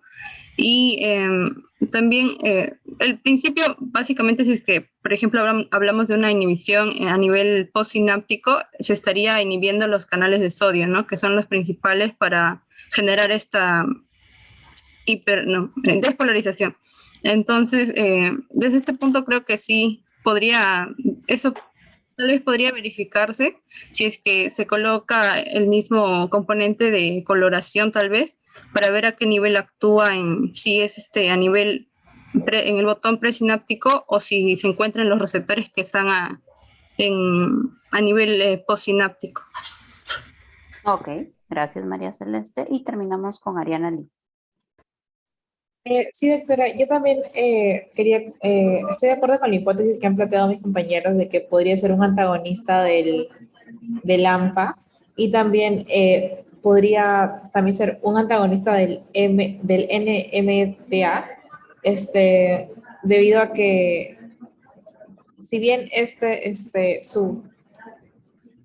canal provocaba la permeabilidad del sodio y del potasio, tenía una mayor permeabilidad para el calcio, y esto podría ser que la concentración de calcio en la neurona aumente, y esto podría generar una muerte celular. Pero también había leído acerca de otros canales, que son los canales de tipo kainato.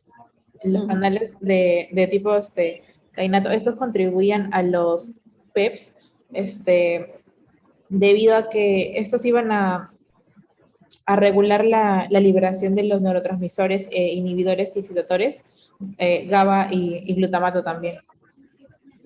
Ok, perfecto, muy bien. Entonces, nuestra hipótesis hasta aquí es que como nos dicen que la droga X disminuye los PEPs, podría estar trabajando a nivel presináptico en la neurona excitatoria glutamatérgica, o podría estar trabajando a nivel postsináptico en los receptores de glutamato. A ver, vamos a ver cuál de nuestras teorías se confirma o se descarta con el siguiente experimento.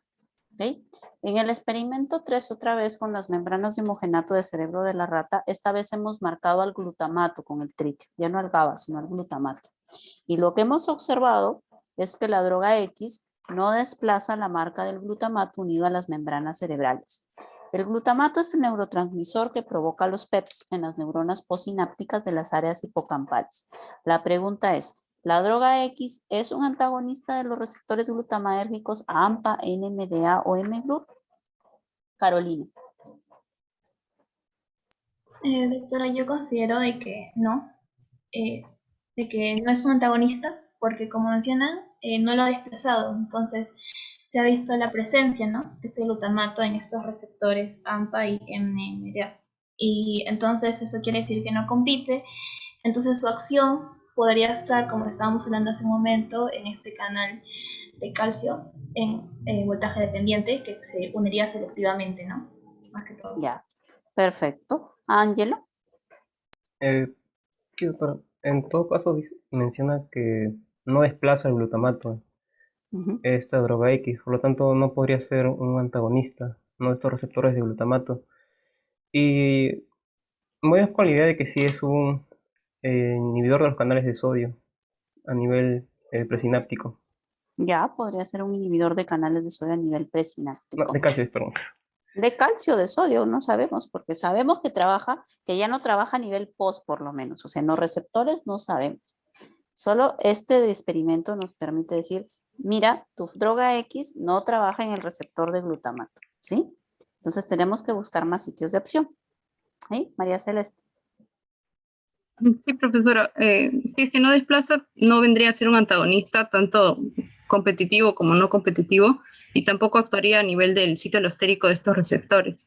Entonces nos quedaríamos con la hipótesis de que esto actúa a nivel de la neurona presináptica o en el botón presináptico, pero también creo que podría actuar en, por ejemplo, como había mencionado, esta GABA se va a recaptar por las células, por una célula glial, por los astrocitos, y había leído que habían algunos fármacos que inhibían a esta GABA transaminasa y lo que generaba era que no se convirtiese esta GABA a glutamato, sino que se manteniese más tiempo en el espacio sináptico. Entonces creo que también podría ser una hipótesis. Ya, perfecto. Ahora vamos a ir viendo qué nos dicen nuestros siguientes experimentos. A ver, en el experimento 4 dice que siguen trabajando con el hipocampo de la rata. Vamos a trabajar un fenómeno que se llama el LTP, la potenciación a largo plazo. En este fenómeno se trabajan con dos áreas del hipocampo, el área CA3 y el área CA1, ¿sí? El área CA3 envía impulsos al área CA1 cuando nosotros queremos reforzar los circuitos de memoria, ¿ok? Y aquí básicamente estas proyecciones del CA3 al CA1 liberan glutamato, esa es la característica, son vías glutamaérgicas en el hipocampo. Entonces, lo que vamos a hacer es desencadenar LTPs mediante 4 trenes de alta frecuencia de pulsos eléctricos aplicados a la vía presináptica y registrado en la CA1. Es decir, este es mi CA3, esta es mi neurona CA3, este es su botón terminal que está en contacto con mi dendrita de CA1. Yo voy a generar una corriente eléctrica acá en CA3 para que se libere glutamato y actúe sobre mi CA1. ¿Sí? Estamos claros con el experimento. ¿Sí? En la potenciación a largo plazo, que es lo que permite el proceso de memoria, normalmente las sinapsis se refuerzan por repetición. Por eso acá cuando nosotros repetimos los pulsos eléctricos, cada vez la comunicación y la liberación de glutamato en esta sinapsis se refuerza. Por eso vemos acá que dice, se registran 4 trenes de alta frecuencia con pulsos eléctricos a nivel presináptico y se registra en la CA1. Luego de estimular, se aplica un único pulso de baja frecuencia en los axones presinápticos y se registran PECs de mucha mayor amplitud. ¿Qué quiere decir? Que al inicio nosotros hemos puesto corriente eléctrica repetitiva para reforzar esta sinapsis y de tal manera que cuando volvemos a repetir ya un estímulo eléctrico único y menos potente, se libera la misma cantidad de glutamato que cuando estuvimos repitiendo y repitiendo el estímulo. Eso se llama el proceso de facilitación, ¿sí? Y aplica para ustedes cuando quieran aprender algo, ¿sí? Si nosotros repetimos y repetimos y repetimos algo, se refuerza el circuito de sinapsis por el LTP, ¿sí? Es como si yo a la neurona le estuviera dando descargas, descargas, descargas, descargas, y de ahí le doy el mismo estímulo chiquitito y es más fácil que la neurona reconozca esa información porque es un mismo circuito de sinapsis, ¿sí? Cuando ustedes repiten algo constantemente, el circuito de neuronas en las cuales viaja el impulso eléctrico para llevar esa información se refuerza a través de este proceso que se llama el LTP. Ok, ya. Entonces ya sabemos qué es el LTP. Entonces vamos a ver acá. Entonces, ¿qué hemos hecho? A ver, hemos trabajado grupos, ¿sí? Grupos de membranas de hipocampo y les hemos puesto diferentes drogas, ¿sí? En el grupo control 1, a estas láminas de hipocampo les hemos puesto un antagonista de receptores NMDA que se llama AP5, ¿sí? Entonces, a esas laminitas, este fármaco, el fármaco 1. A otro grupo de laminitas le hemos puesto este fármaco 2, que es un antagonista de receptores AMPA, que se llama CNQX. ¿Okay? Al grupo 3 le hemos puesto un fármaco que es un inhibidor de la canquinasa 2. Al grupo 4 le hemos puesto un inhibidor inespecífico de la fosforilación por quinasas.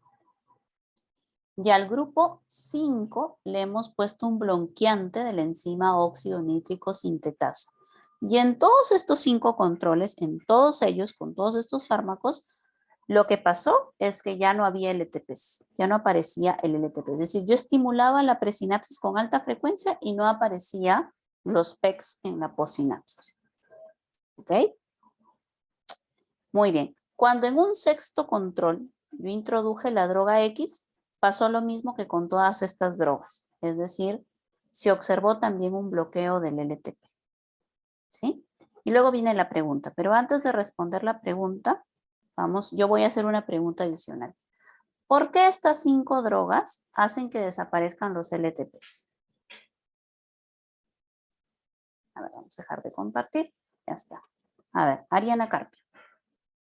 Ya, había leído que la formación de LTP va a depender del aumento de la concentración de calcio intracelular en la membrana postsináptica. Y el receptor o en el canal, en este caso, que va a poder hacer esto es el NMDA. Pero el NMDA, bueno, es un receptor de glutamato, pero una vez que el glutamato se une no se va a poder abrir inmediatamente porque está bloqueado por el magnesio. Entonces lo primero que tiene que suceder es que el glutamato se une al AMPA. Y cuando se une al AMPA, sí se va a abrir, va a permitir el ingreso de sodio. Y si este ingreso de sodio es suficiente, va a permitir generar una despolarización. Y esta despolarización va a hacer que el magnesio salga del poro del NMDA, y cuando sale va a permitir el ingreso no solamente de sodio, pero también de calcio.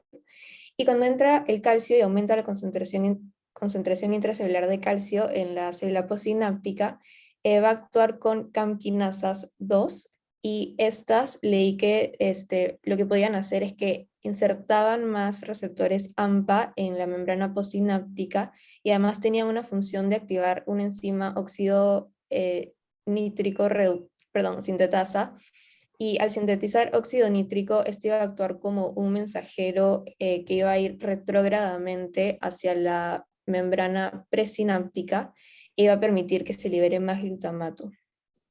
Ok, gracias Ariana. A ver, seguimos con Ángelo y luego con Carolina. A ver, Ángelo. Sí, doctora, con respecto a lo que sería un antagonista de los receptores MDA, como ya se mencionó, pues actuaría en ese receptor de glutamato, impidiendo así la entrada de lo que sería el calcio. Y con respecto a los AMPA, pues sería con lo que sería el sodio, ¿no? Hiperpolarizando a esta neurona postsináptica y de igual forma disminuyendo los PEPs. Y en la siguiente era, si no me equivoco, de la CAM quinasa 2. Lo que yo leí, bueno, escuché era que la CAM quinasa 2 funcionaba de manera autónoma. Como se mencionó anteriormente, es que por más que haya una disminución de lo que sería la concentración de calcio, ante un mínimo estímulo igual permanece activa. Esta, este, los PEPs, ¿no? En este caso.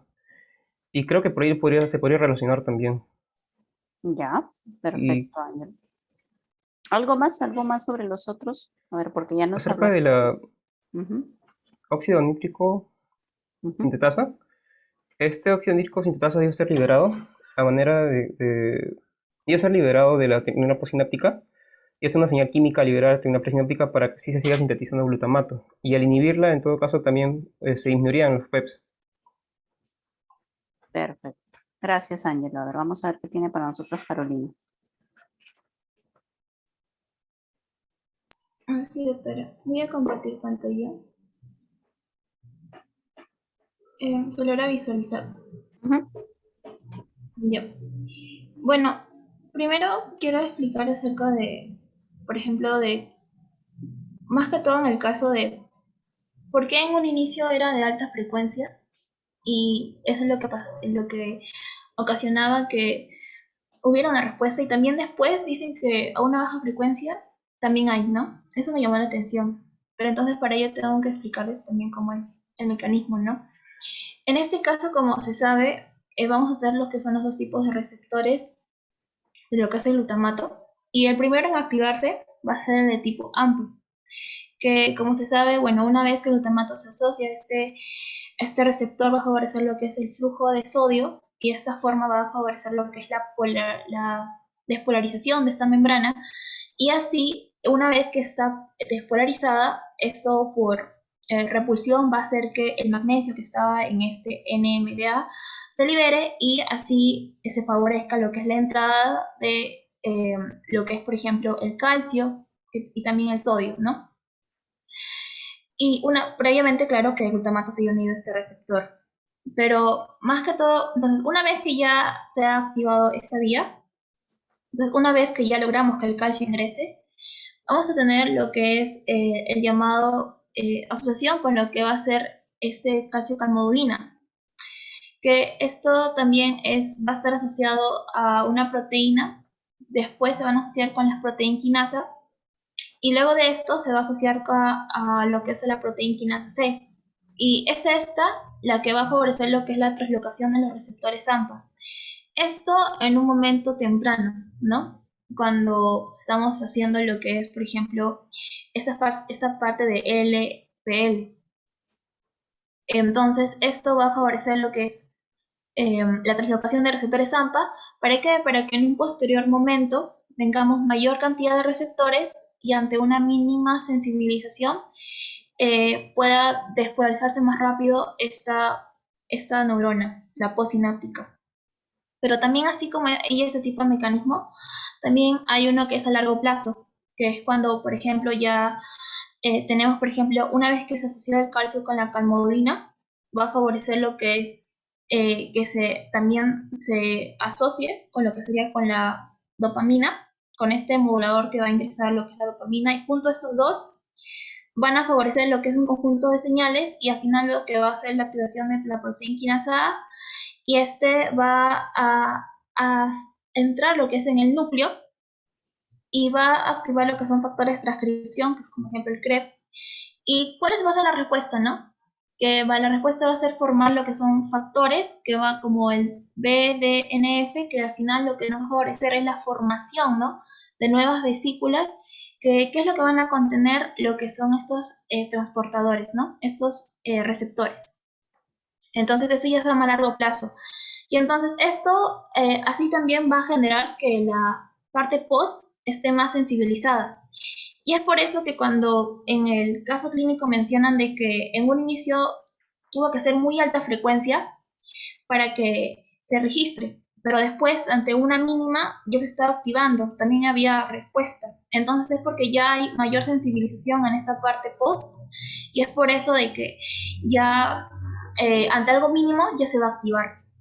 Y por último, respecto a la parte del óxido nítrico, como ya sabemos cómo es toda la activación de la partida de la calmodulina y toda esa asociación, esto luego se va a asociar con lo que es la óxido nítrico sintetasa, y vamos a favorecer lo que es la formación del óxido nítrico, y por difusión simple va a ir hacia lo que es la parte presináptica para que pueda darse lo que es una mayor liberación, ¿no?, de esa vesícula de glutamato. Ya sería todo. Perfecto, gracias, Carolina. Muy bien, entonces lo que estamos viendo aquí es el mecanismo del ETP, ¿sí? Es lo que nos han estado comentando sus compañeros. Y acá la pregunta dice, si la droga X no se une a receptores glutamaérgicos o GABAérgicos, tampoco es un inhibidor de la canquinasa, tampoco interfiere en la formación de óxido nítrico, ¿dónde cree que podría actuar? ¿La inducción del ETP depende solo de lo que ocurre en la possinapsis o también depende de lo que ocurre en la presinapsis? Para responder esta pregunta, en realidad tenemos el siguiente experimento que nos va a ayudar y que es el último experimento. ¿Ok? A ver, ¿qué dice este experimento? Dice, la conotoxina y la agatoxina en el medio de incubación también bloquearon la inducción del ETP en respuesta a la estimulación repetitiva de alta frecuencia, con características similares a los de la droga X, aunque la acción de estos bloqueantes fue más intensa, provocando un bloqueo total de la respuesta postsináptica. ¿Dónde actúa la droga X? ¿Por qué inhibe el LTP? ¿por qué cree usted que serviría como tratamiento de la epilepsia? ¿Ok?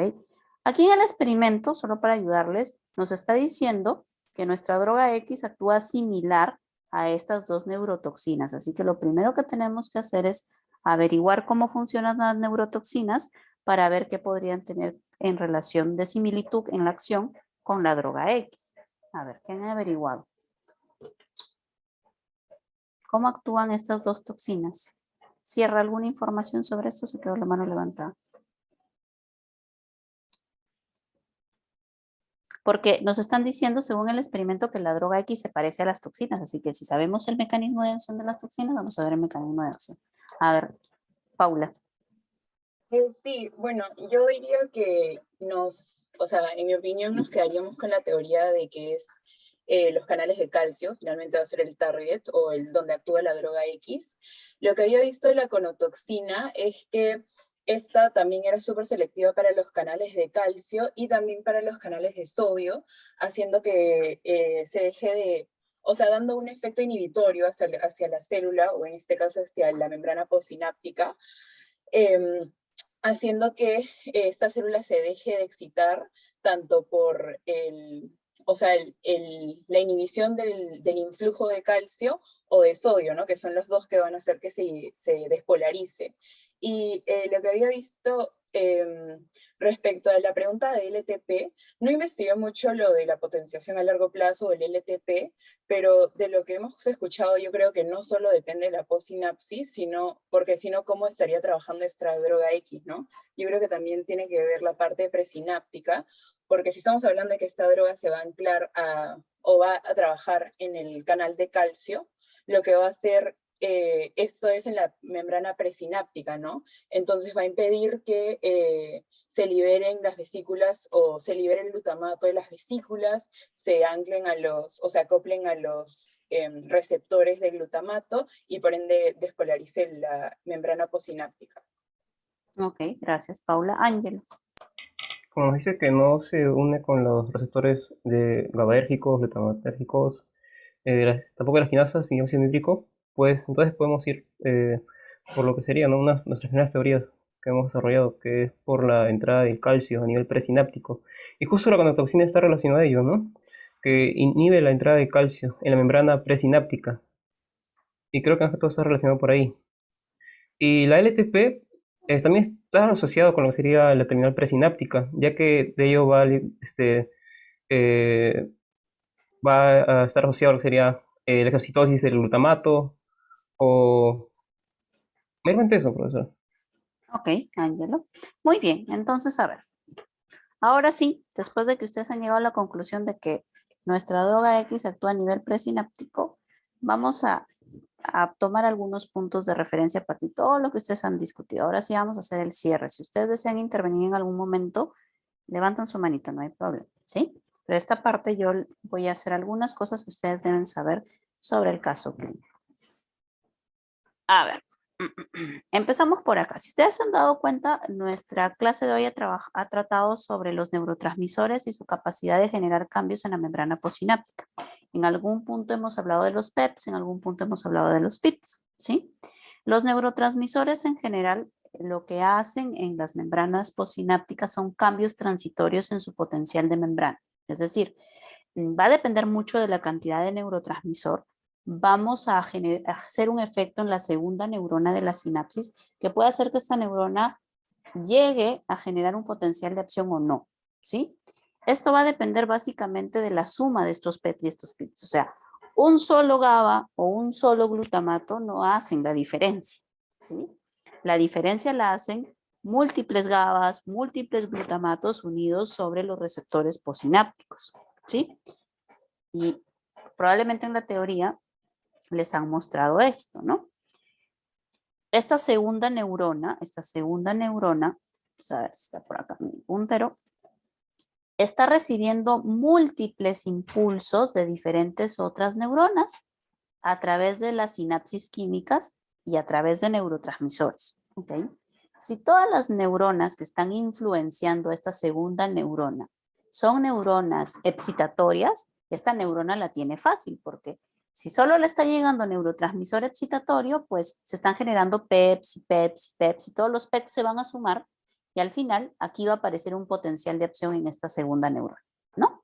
Que va a empezar en esta zona que dice trigger zone, que se llama punto inicial o segmento inicial, y luego se va a expandir a lo largo del axón para llegar a la parte terminal del axón y liberar más neurotransmisor, ¿ok? Y así se conectan las neuronas por integración sináptica. Pero si yo tengo algo como esto, miren, esta segunda neurona, por un lado está siendo sometida a una presinapsis de una neurona inhibitoria, ¿no? Esta neurona inhibitoria está liberando, por ejemplo, aquí GABA.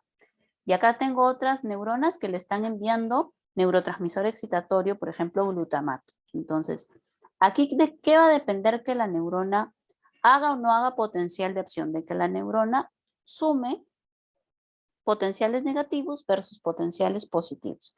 Si los PECs, es decir, la cantidad de neurotransmisor excitatorio que le llega a esta neurona, superan a los PIPs, es decir, a la cantidad de neurotransmisor inhibitorio, entonces aparecerá potencial de acción. Si los PIPs superan a los PEPs, esta neurona se va a hiperpolarizar, lo cual va a dificultar que por más que venga más neurotransmisor excitatorio, aparezca un potencial de acción. Si la suma es igual, es decir, la cantidad de PEPs es igual que la cantidad de PICs, simplemente la neurona se va a mantener en su potencial de membrana en reposo. ¿Ok? Entonces, la actividad de una neurona depende de el tipo de estímulos que lleguen a través de los neurotransmisores. Y en efecto, si hay igual cantidad de neurotransmisor inhibitorio y excitatorio, se mantiene el equilibrio. ¿Ok? En algún momento tiene que primar la excitación, en algún momento tiene que primar la inhibición, pero hay momentos en que debemos mantener el equilibrio. ¿Ok? Sabiendo eso, regresamos acá. Vamos a ver que para que se produzcan PECs, yo necesito ganar cargas positivas al interior de la membrana. Y en general, todos los neurotransmisores que son excitatorios y generan PECs, como por ejemplo el glutamato, lo que hacen es que la membrana se haga permeable a iones con carga positiva, como por ejemplo el sodio o el calcio. Si yo tengo un neurotransmisor que va a hacer que a mi membrana de pronto se le abran canales para que entre sodio y calcio, entonces van a aparecer PEPs. Por ejemplo, los receptores de glutamato, ¿no? Ustedes me han dicho, el AMPA deja entrar sodio, el NMDA deja entrar calcio. Por eso produce PEPs, ¿ok? En cambio, los neurotransmisores inhibitorios, aquellos que producen PICs, generalmente incrementan la permeabilidad de la membrana al cloro o al potasio. Por ejemplo, los receptores de GABA, ¿no? Lo que ustedes me decían. El receptor GABA-A incrementa la permeabilidad a cloro, mientras que el receptor GABA-B incrementa la permeabilidad al potasio, ¿no? Y todo ello produce que, en el caso del cloro, el cloro entre y se ponga negativa la membrana. En el caso del potasio, el potasio se escape y deje la membrana al interior negativa, ¿ok? Entonces, todo depende entonces de qué efecto tenga el neurotransmisor respecto a la permeabilidad de la membrana, respecto a un ion dado, para que cambie la carga al interior y de acuerdo a eso aparezca un PEPs o un PIPs, ¿ok? Pero básicamente, usualmente, un solo PEPs, un solo PIPs no hace la diferencia. Aquí lo más importante en las neuronas son los procesos de sumación, ¿ok? ¿Cuánto neurotransmisor está expuesto a esta segunda neurona? ¿A cuánta estimulación? Para finalmente determinar si aparece o no el potencial de acción, ¿ok? Por esto se entiende que en los circuitos neuronales, una neurona está siendo influenciada por múltiples neuronas. Ese principio se llama convergencia, ¿ok? Pero al mismo tiempo, como el axón de una neurona se ramifica y da varios botones terminales, una neurona está influenciando a múltiples neuronas, ¿ok? Y ese principio se llama divergencia. Entonces, los circuitos de sinapsis no son así. No es que esta neurona termina sobre esta y viene la siguiente y viene la siguiente.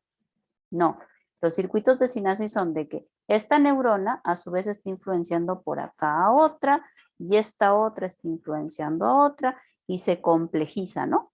Porque al final se cumplen diferentes fenómenos. Entonces, en algún punto, cuando un impulso viaja alrededor de circuitos de sinapsis, en algún punto hay que detenerlo para que no se siga propagando a las siguientes neuronas. Entonces, ahí es donde los neurotransmisores inhibitorios nos ayudan un montón. Vamos a ver acá. Ok, vamos a regresar luego por esto. Y vamos a ir a esto.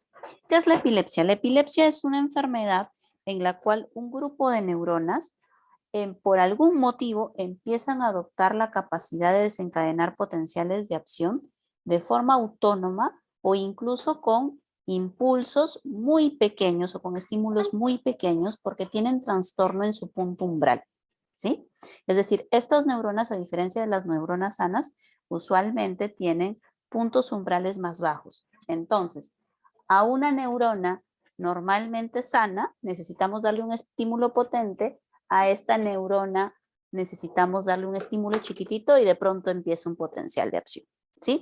Ustedes van a ver que en los pacientes con epilepsia, por ejemplo, en ellos hay estímulos casi clásicos que siempre les desencadenan las crisis. Por ejemplo, las infecciones. En estos pacientes la fiebre puede ser un estímulo para que estas neuronas empiecen a descargar. Otro factor que siempre hace que este grupo de neuronas empiece a descargar es la hipoglicemia. Por eso los pacientes con epilepsia no pueden estar mucho tiempo sin ingerir alimentos, porque ya se sabe que ese es casi un estímulo conocido de desencadenante de epilepsia. Entonces, ¿por qué? Porque cambios mínimos en la homeostasis de estas neuronas generan que se alcance el punto umbral y aparezca un potencial de acción. Entonces, como ven ahí, en la epilepsia van a haber descargas súbitas, sincrónicas, descontroladas, de un punto focal, pero que se extiende rápidamente una cantidad de neuronas, focales o dispersas, y de eso va a depender las manifestaciones clínicas, ¿sí? Generalmente, nosotros cuando pensamos en epilepsia, pensamos en la convulsión tónico-clónica, ¿no? El paciente que de pronto cae al piso, pierde la conciencia y empiezan a sacudirse los grupos musculares, ¿no? Incluso algunos de ellos pierden el control de los esfínteres. Pero esa es la convulsión más severa, ¿sí? En realidad, las convulsiones dependen mucho de dónde se origina el foco de descarga paroxística de las neuronas, ¿ok? Por ejemplo, en los niños y en adolescentes, la forma de convulsión más frecuente es la crisis de ausencia, ¿sí? Es decir, la profesora le llama a la mamá y le dice, señora, mire, yo me he dado cuenta que en el colegio su hijito a veces está en la clase y de pronto es como que se quedara congelado, ¿no? Está ahí despierto con los ojos abiertos, pero no se mueve, le hablamos, lo llamamos, lo movemos y no reacciona. Pero le dura unos cuantos minutos y después otra vez como que se conectara nuevamente y sigue haciendo lo que estaba haciendo antes de que se congeló, ¿sí? Eso es la crisis de ausencia. Es un tipo de convulsión que se produce cuando el foco epiléptico sobre todo está a nivel de la corteza cerebral en áreas relacionadas con el control de la alerta, sobre todo a nivel del lóbulo frontal. Y entonces eso hace que aparezca ese tipo de convulsión. Pero también una convulsión podría ser, por ejemplo, a ver, nosotros estamos todos juntos en clase y de pronto uno de ustedes dice, estamos en clase presencial, obviamente, ¿no? En el laboratorio y alguno dice, ¿sientes ese olor horrible que hay en el aula? Huele, por ejemplo, a huevo podrido. Y Paula le dice, no, aquí no huele nada. Le preguntan a Ariana y Ariana dice, no, no huele nada, solamente tú eres el que percibe ese olor. Eso también es una convulsión. Cuando el foco epileptógeno está en el lóbulo temporal donde llega la información olfatoria, aparecen estas sensaciones anormales, ¿sí? ¿Por qué? Porque la descarga dentro del cerebro hace que tu cerebro crea que existe este estímulo olfatorio, pero en realidad no es real. Solamente se está produciendo porque se ha producido la descarga de las neuronas. ¿Ok? Entonces, pueden haber N tipos de convulsiones. ¿Sí? Desde que solo se te contrae un músculo en la cara, un músculo en la mano, todo un grupo de músculos, pierdes transitoriamente la conexión con el medio interno o percibes sensaciones anómalas. Eso depende de dónde esté el foco epileptógeno. ¿Ok? No contestes, hijo, no te preocupes. Ya. Entonces, ¿por qué es importante esto?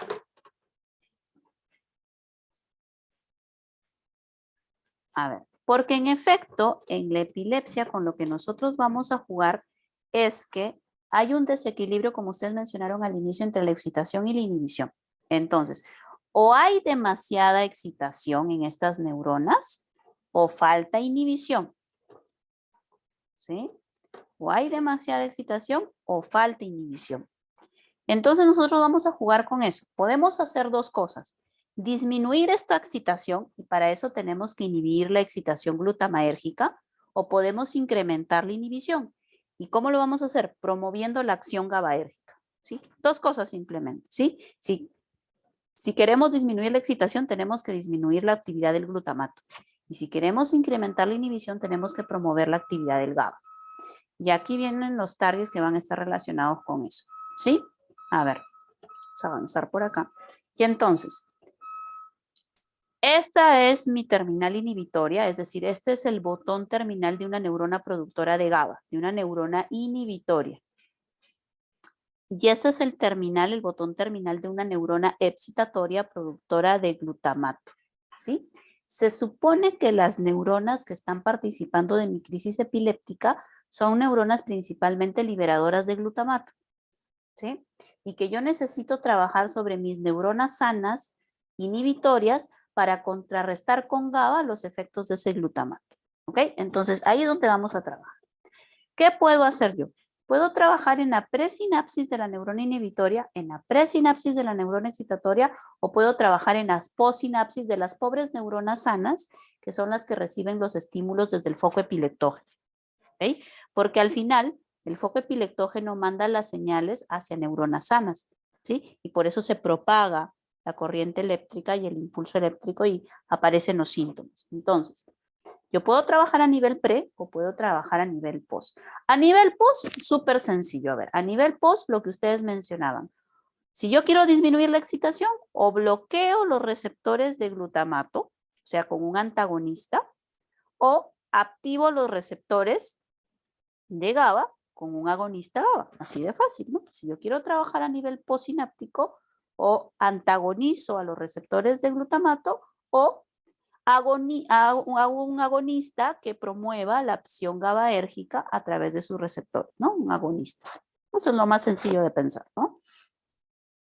Y a nivel pre, ¿qué podría hacer yo? A ver, a nivel pre, de forma sencilla, lo que a mí me interesa es, si voy a trabajar a nivel pre de la neurona excitatoria, impedir la liberación de glutamato. Eso es lo que quiero hacer, que no se libere glutamato. Y a nivel de la neurona inhibitoria, a mí me gustaría promover la liberación de GABA y mantener al GABA más tiempo en el espacio de sinapsis. ¿Ok? Entonces, en sentido de esos dos objetivos, vamos a ver nuestros targets. A ver, vamos a ver acá. Entonces, hay algunos fármacos que trabajan, por ejemplo, bloqueando a los receptores de glutamato, ya sea AMPA, ya sea NMDA, estos grupos de fármacos anticonvulsivantes, aquí se FAE, fármacos antiepilépticos o anticonvulsivantes. Hay un grupo de fármacos que son antagonistas de los receptores de glutamato. Bloquean NMDAs, bloquean AMPAs, ¿ok? Acá hay un grupo de fármacos, se los he puesto acá, porque acá están mezclados en realidad. Vamos a pensar aquí. Acá hay un grupo de fármacos, por ejemplo, que son agonistas de los receptores de GABA, lo que mencionábamos, ¿no? Las benzodiazepinas, los barbitúricos y algunos más recientes, como por ejemplo el topiramato, ¿ok? Pero también hay algunos fármacos, por ejemplo, que trabajan a nivel pre. Aquí, por ejemplo, a nivel pre, vamos a trabajar primero con el GABA, ya, a propósito del GABA. A ver, con el GABA yo puedo trabajar varias cosas. A ver, por ejemplo, si yo necesito que se libere más GABA, necesito también que se sintetice más GABA para empaquetarlo en las vesículas.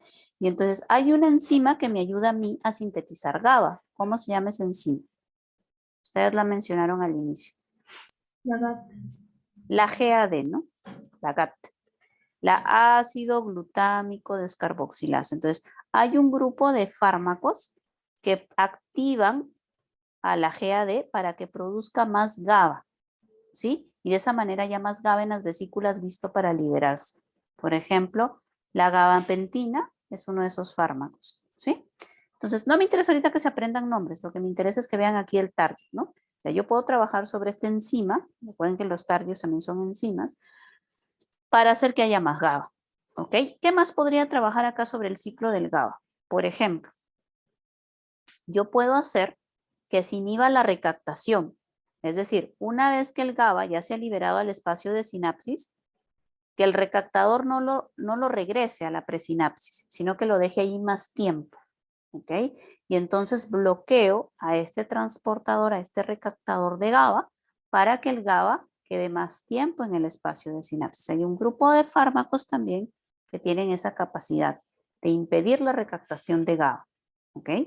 Entonces el recaptador de GABA también puede ser un target. ¿Sí?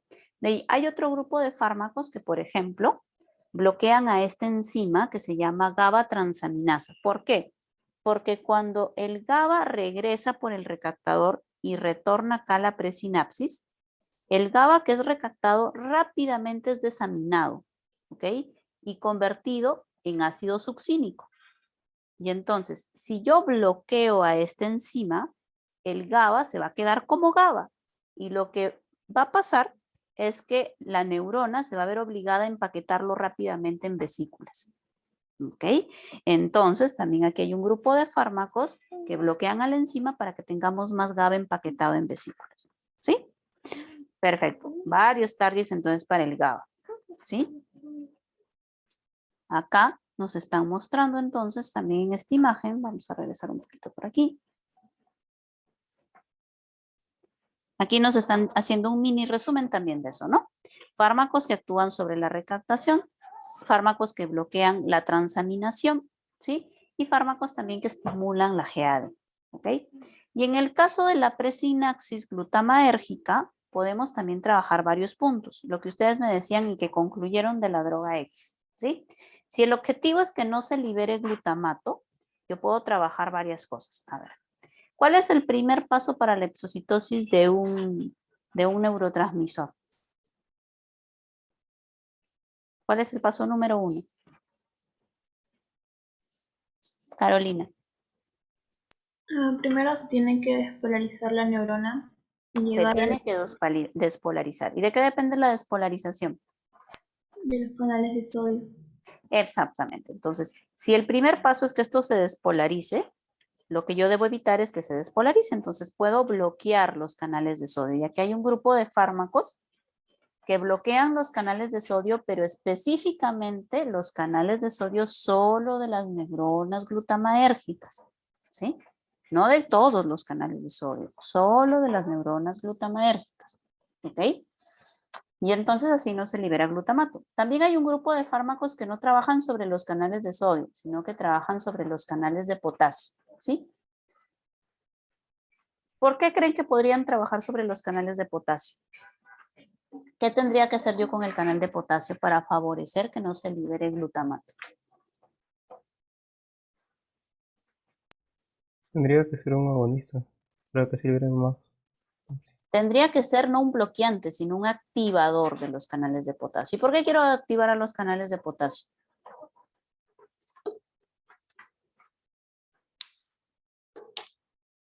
¿Qué pasa si yo activo estos canales de potasio? Hiperpolariza. Se hiperpolariza, pues en lugar de despolarizarse, más bien se va a hiperpolarizar. Y entonces, si se hiperpolariza, ya no se da el paso 1 y ya no hay liberación de glutamato. Entonces, si yo estimulo los canales de potasio para que dejen salir potasio, esto se va a hiperpolarizar y no va a haber liberación de glutamato. Entonces, también este grupo de fármacos es selectivo, solamente activa canales de potasio de las neuronas glutamaérgicas. ¿Ok? Ahora, el otro target que ustedes me decían. Ok, el paso número 2 es que después de que se despolariza, la despolarización activa los canales de calcio voltaje dependientes, ¿verdad? Para que el calcio entre y facilite la exocitosis del neurotransmisor. ¿Ok? Pues también hay un grupo de fármacos que bloquean los canales de calcio. Hay unos que no los bloquean por completo, sino que los modulan a la baja, es decir, que hacen que aparezcan menos canales de calcio para que tampoco se anule por completo la liberación del glutamato, porque de todas maneras vamos a necesitar glutamato, ¿no? Entonces, aquí hay dos grupos de fármacos, unos que bloquean completamente el canal de calcio voltaje dependiente de la neurona glutamáergica, otros que la modulan cuántos de estos canales aparecen a ese nivel, ¿ok? Y con eso reducen nada más la liberación de glutamato. ¿Listo? Ahora, Después de que entra el calcio, ¿cuál es el siguiente paso en la exocitosis de un neurotransmisor? Carolina.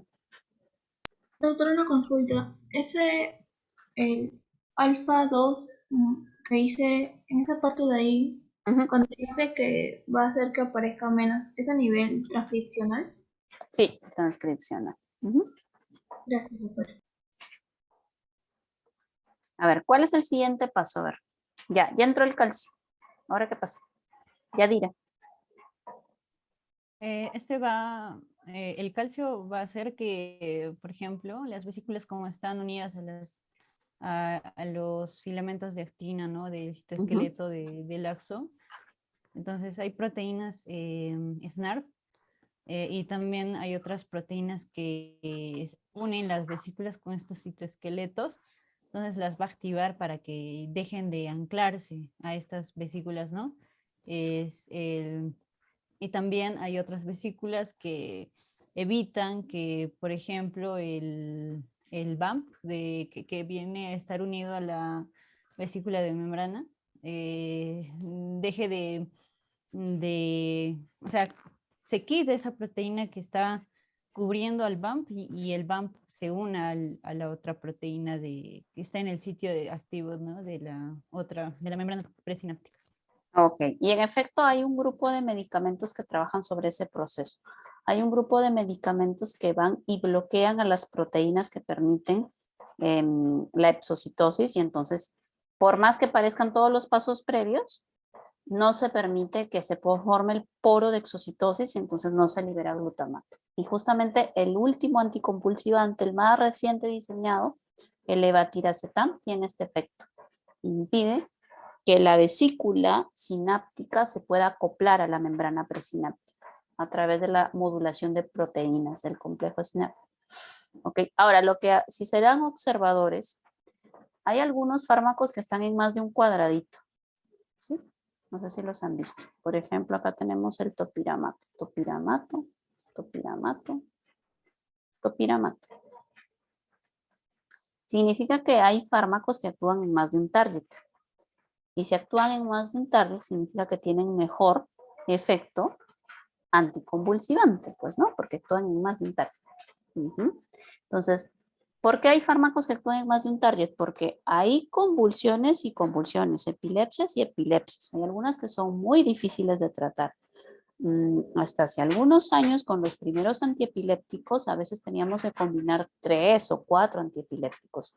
Con los más modernos, como el topiramato, el levatiracetam, el ácido valproico, nosotros atacamos varios targets, por lo tanto su efecto anticonvulsivante es mucho mayor, ya no se necesitas dar tantas drogas simultáneamente. Pero incluso así, en algunas epilepsias muy severas, sobre todo en aquellas que son parte de enfermedades sindrómicas neurológicas, necesitas a veces combinar varios anticonvulsivantes, ¿ok? En general, ya cuando ustedes lleven neurología, van a aprender que de acuerdo al tipo de convulsión también es el tipo de anticonvulsivante que yo utilice. Por ejemplo, en los niños, las crisis de ausencia van muy bien con el ácido valproico, pero en un adulto, por ejemplo, las convulsiones tónico-clónicas necesariamente siempre requieren que utilice, por ejemplo, topiramato, que utilice fenitoína. O sea, el tipo de fármaco va a variar de acuerdo al tipo de convulsión y va a variar de acuerdo también a los targets que ataquen cada fármaco. Ahorita el objetivo no es que aprendan fármacos, el objetivo es que ustedes entiendan cuáles son los targets que están involucrados en esta regulación excitatoria e inhibitoria, ¿sí? Porque eso es lo que les vamos a preguntar, ¿no? A ver, si tú quisieras reducir la excitación, ¿dónde trabajarías? ¿Con qué targets? ¿Dónde harías tu efecto para tratar de mejorar el equilibrio, ¿no? Muy bien. Entonces, es importante, y esto es para que ustedes revisen también este fenómeno de la potenciación a largo plazo que lo vamos a ver, que conozcan este mecanismo. En este mecanismo, que lo han explicado bien sus compañeros, este gráfico, por cierto, es del libro de Gannon, si lo quieren tener, ¿ya? Depende de que el glutamato active primero al AMPA, el AMPA se encarga de dejar entrar sodio, el sodio despolariza la membrana, cuando la membrana se despolariza se desprende el magnesio del NMDA que está acá y el NMDA empieza a dejar entrar calcio, ¿sí? El calcio es el que da el fenómeno a largo plazo en realidad, ¿sí? Este calcio va a formar un complejo con la calmodulina y este complejo calcio-calmodulina tiene la capacidad de activar quinasas. 3 tipos de quinasas. La canquinasa, que es la calcio-calmodulina quinasa, la PKC, que es la proteína quinasa tipo C, y la tirosina sinasa. ¿Y por qué es importante que se activen estas 3 vías? Porque estas quinasas se encargan de los efectos que Carolina nos estuvo contando. 1, hacer que los receptores AMPA, que normalmente están internalizados, se exterioricen. En general, todos los receptores de neurotransmisores, por aquí hay una figurita, siempre están guardados, ¿sí? Y aparecen a la superficie posináptica de acuerdo a estímulos. En este caso, esta vía canquinasa es el estímulo para que los receptores se exterioricen y haya más receptores AMPA, ¿ok? Y si hay más receptores AMPA, va a haber más receptores NMDA funcionando también, ¿ok? Y por otra parte, esta vía es la que se encarga de la formación del óxido nítrico que va a ser la señal para que haya más glutamato. Si hay más glutamato y si hay más receptores, hay más excitación. Y lo otro fue lo que comentó Carolina de los efectos a largo plazo. Estas quinasas se encargan de que aparezcan factores de crecimiento. Y estos factores de crecimiento hacen algo muy especial con la sinapsis. Hacen que aparezcan más dendritas para que hayan más receptores expuestos y hacen que se sintetice más neurotransmisor y más receptores. Entonces, ¿qué sucede? Cuando ustedes repiten algo constantemente, se da este fenómeno del ETP. Y este fenómeno del ETP hace que las sinapsis sean más estables porque aparecen más dendritas, más receptores, más neurotransmisor, ¿sí? Y entonces el ejemplo que siempre les doy a los chicos acá. Si ustedes hoy deciden aprender a hacer algo, no sé, por ejemplo, aprender a tocar guitarra, es probable que ustedes hoy día para poner el do, para poner el re, todavía estén pensando dónde ponen los dedos, pero lo repiten y lo repiten y lo repiten, que este circuito de sinapsis se refuerce. Y entonces en la clase número 20 de Ángelo, ya no va a estar pensando dónde van los dedos para el re, porque ya está tan metido ahí en el circuito de sinapsis que es algo casi automático. ¿Por qué? Porque las conexiones se han hecho más estables por la repetición y por el LTP. ¿Ok? Entonces, estos fenómenos explican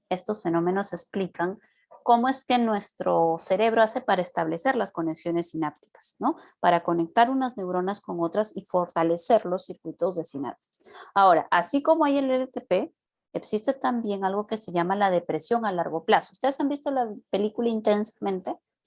Esta película donde la adolescente está aprendiendo a modular sus emociones.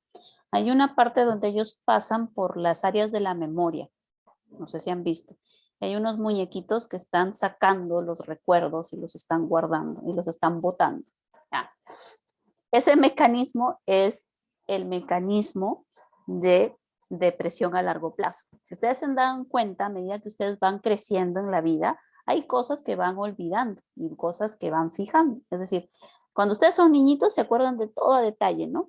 De cuando fueron con su mamá a un viaje, o algo que les compraron, pero a medida que van creciendo van borrando información para ir fijando nueva información, ¿sí? Y la depresión a largo plazo es otro fenómeno que ayuda más bien a quitar información de la memoria, ¿sí?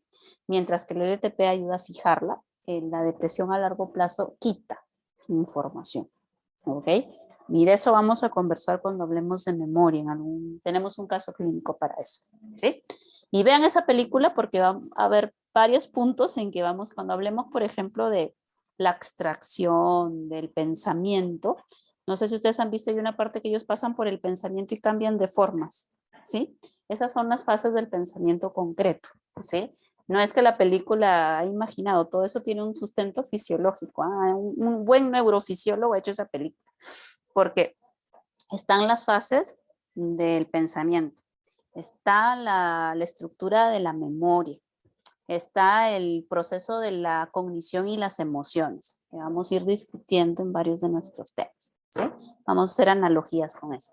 Muy bien, chicos, entonces hasta ahí los dejamos. Que tengan buen fin de semana, buena Semana Santa.